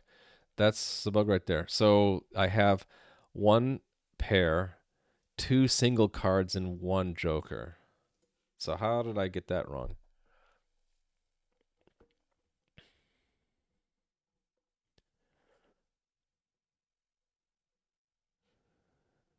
So it's this line here, right? We ended up in here somehow. So we have a pair.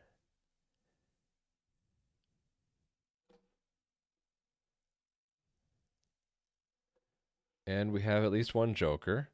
So do we have a pair? Oh, that's wrong right there.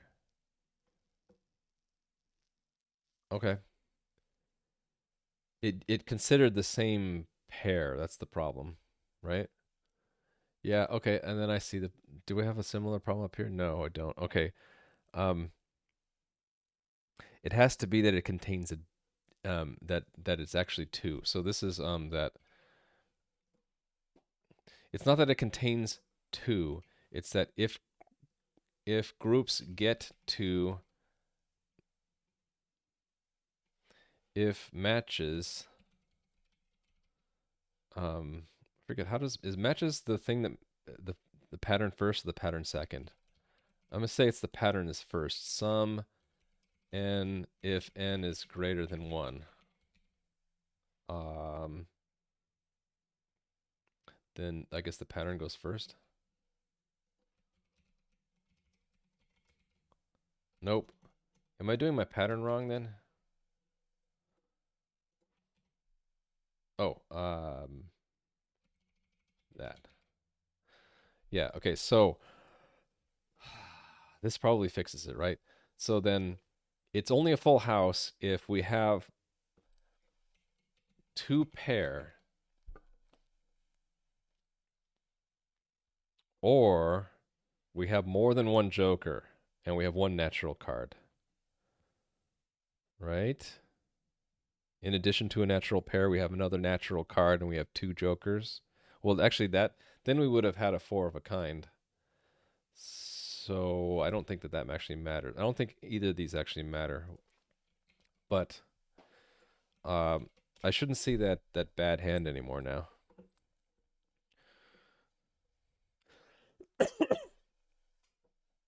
So the bad hand was that it should have been a full house and it wasn't, right?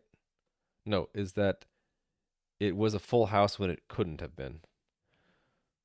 That we can't get a full house with one joker unless we have two pair. Right. So the only full house we should see here has to have two pair in it. Yep. Okay. So the only full house from one joker has to have two pair in it. Okay, I think that was the bug. Yep. All right. So then, what's the answer? Here's the second try to answer it.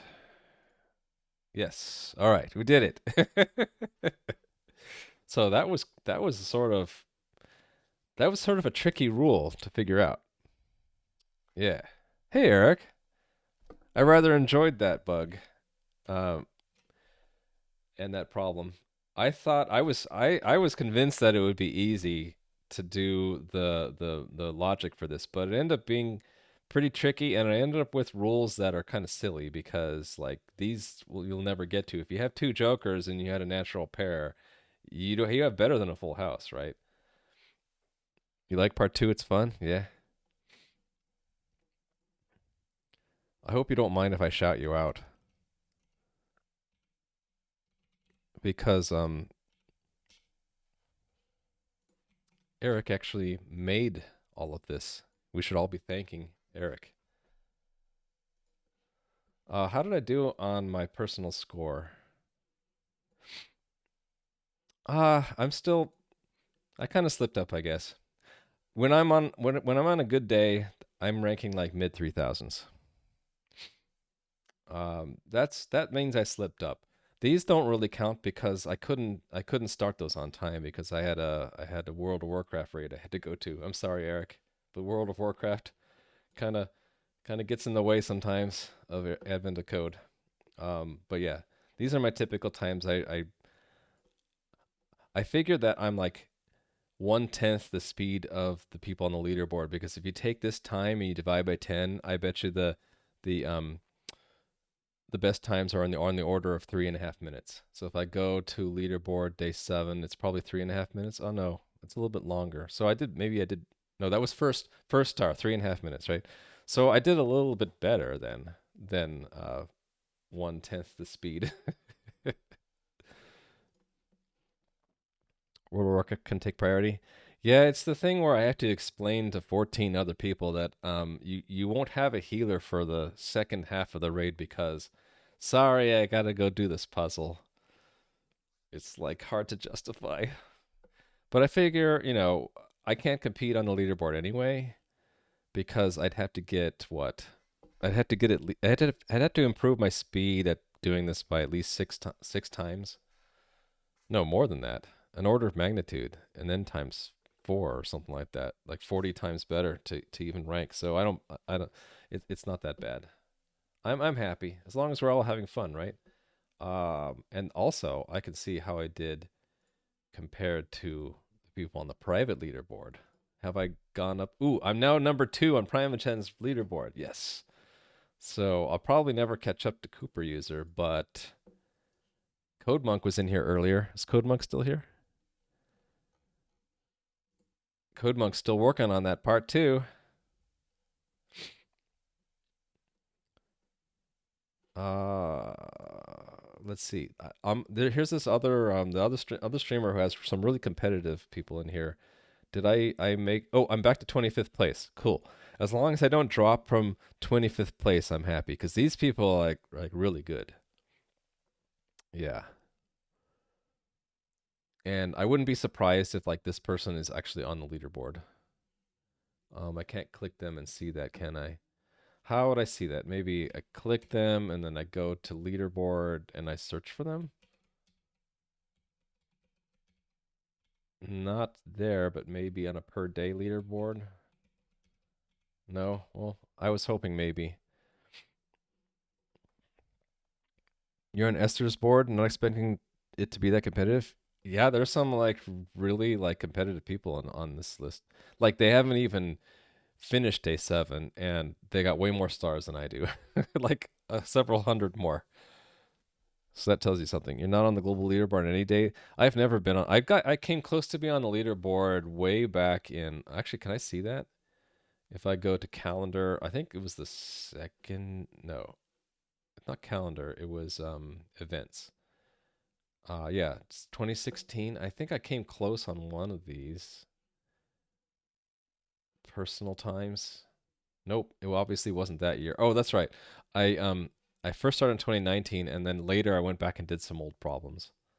So yeah, this one I think I came close on one of them. Yeah, it was. I got to 370. I felt really good about that one. And this was a hard year. I mean, like 2 hours and 44 minutes in, and you still get sub 1,000. That's pretty dang good. Oh, look at this one. I almost did it. That's the one that I did puzzle 19 on that year, and I almost got to the leaderboard. You got sub 1,000 once. You're proud of that? I was really proud of these 2 days in that year. But then it kind of went downhill from there. Yeah, you can tell. I didn't even know about Advent of Code until day 17 of 2019. Because all of these I did later, I think. Or I think what I did is I caught up. I was started on day 14 and I caught up by doing day 1 through 16 and then I was caught up or something like that. I'd have to go back in my VODs and see. It's killing your sleep schedule. It's good to be on the West Coast. That's all I have to say. Otherwise, East Coast, I'd be starting this at midnight. Oh my goodness. So, thank you for watching me struggle. I'll probably be back. I won't be able to do number 8 on time because of World of Warcraft, but I'll be on time for day 9, and I'll do either I'll do day 8 either tomorrow evening, no, the following morning, or I'll do it on day 10, right before day 10 unlocks. So why don't we pass you all off to someone else who maybe is still working on this? It's always kind of fun to go from one person who's solving it to the next who's still working on it. Yeah, how about this person? I need to copy their name down though, and having trouble copying pasting right now.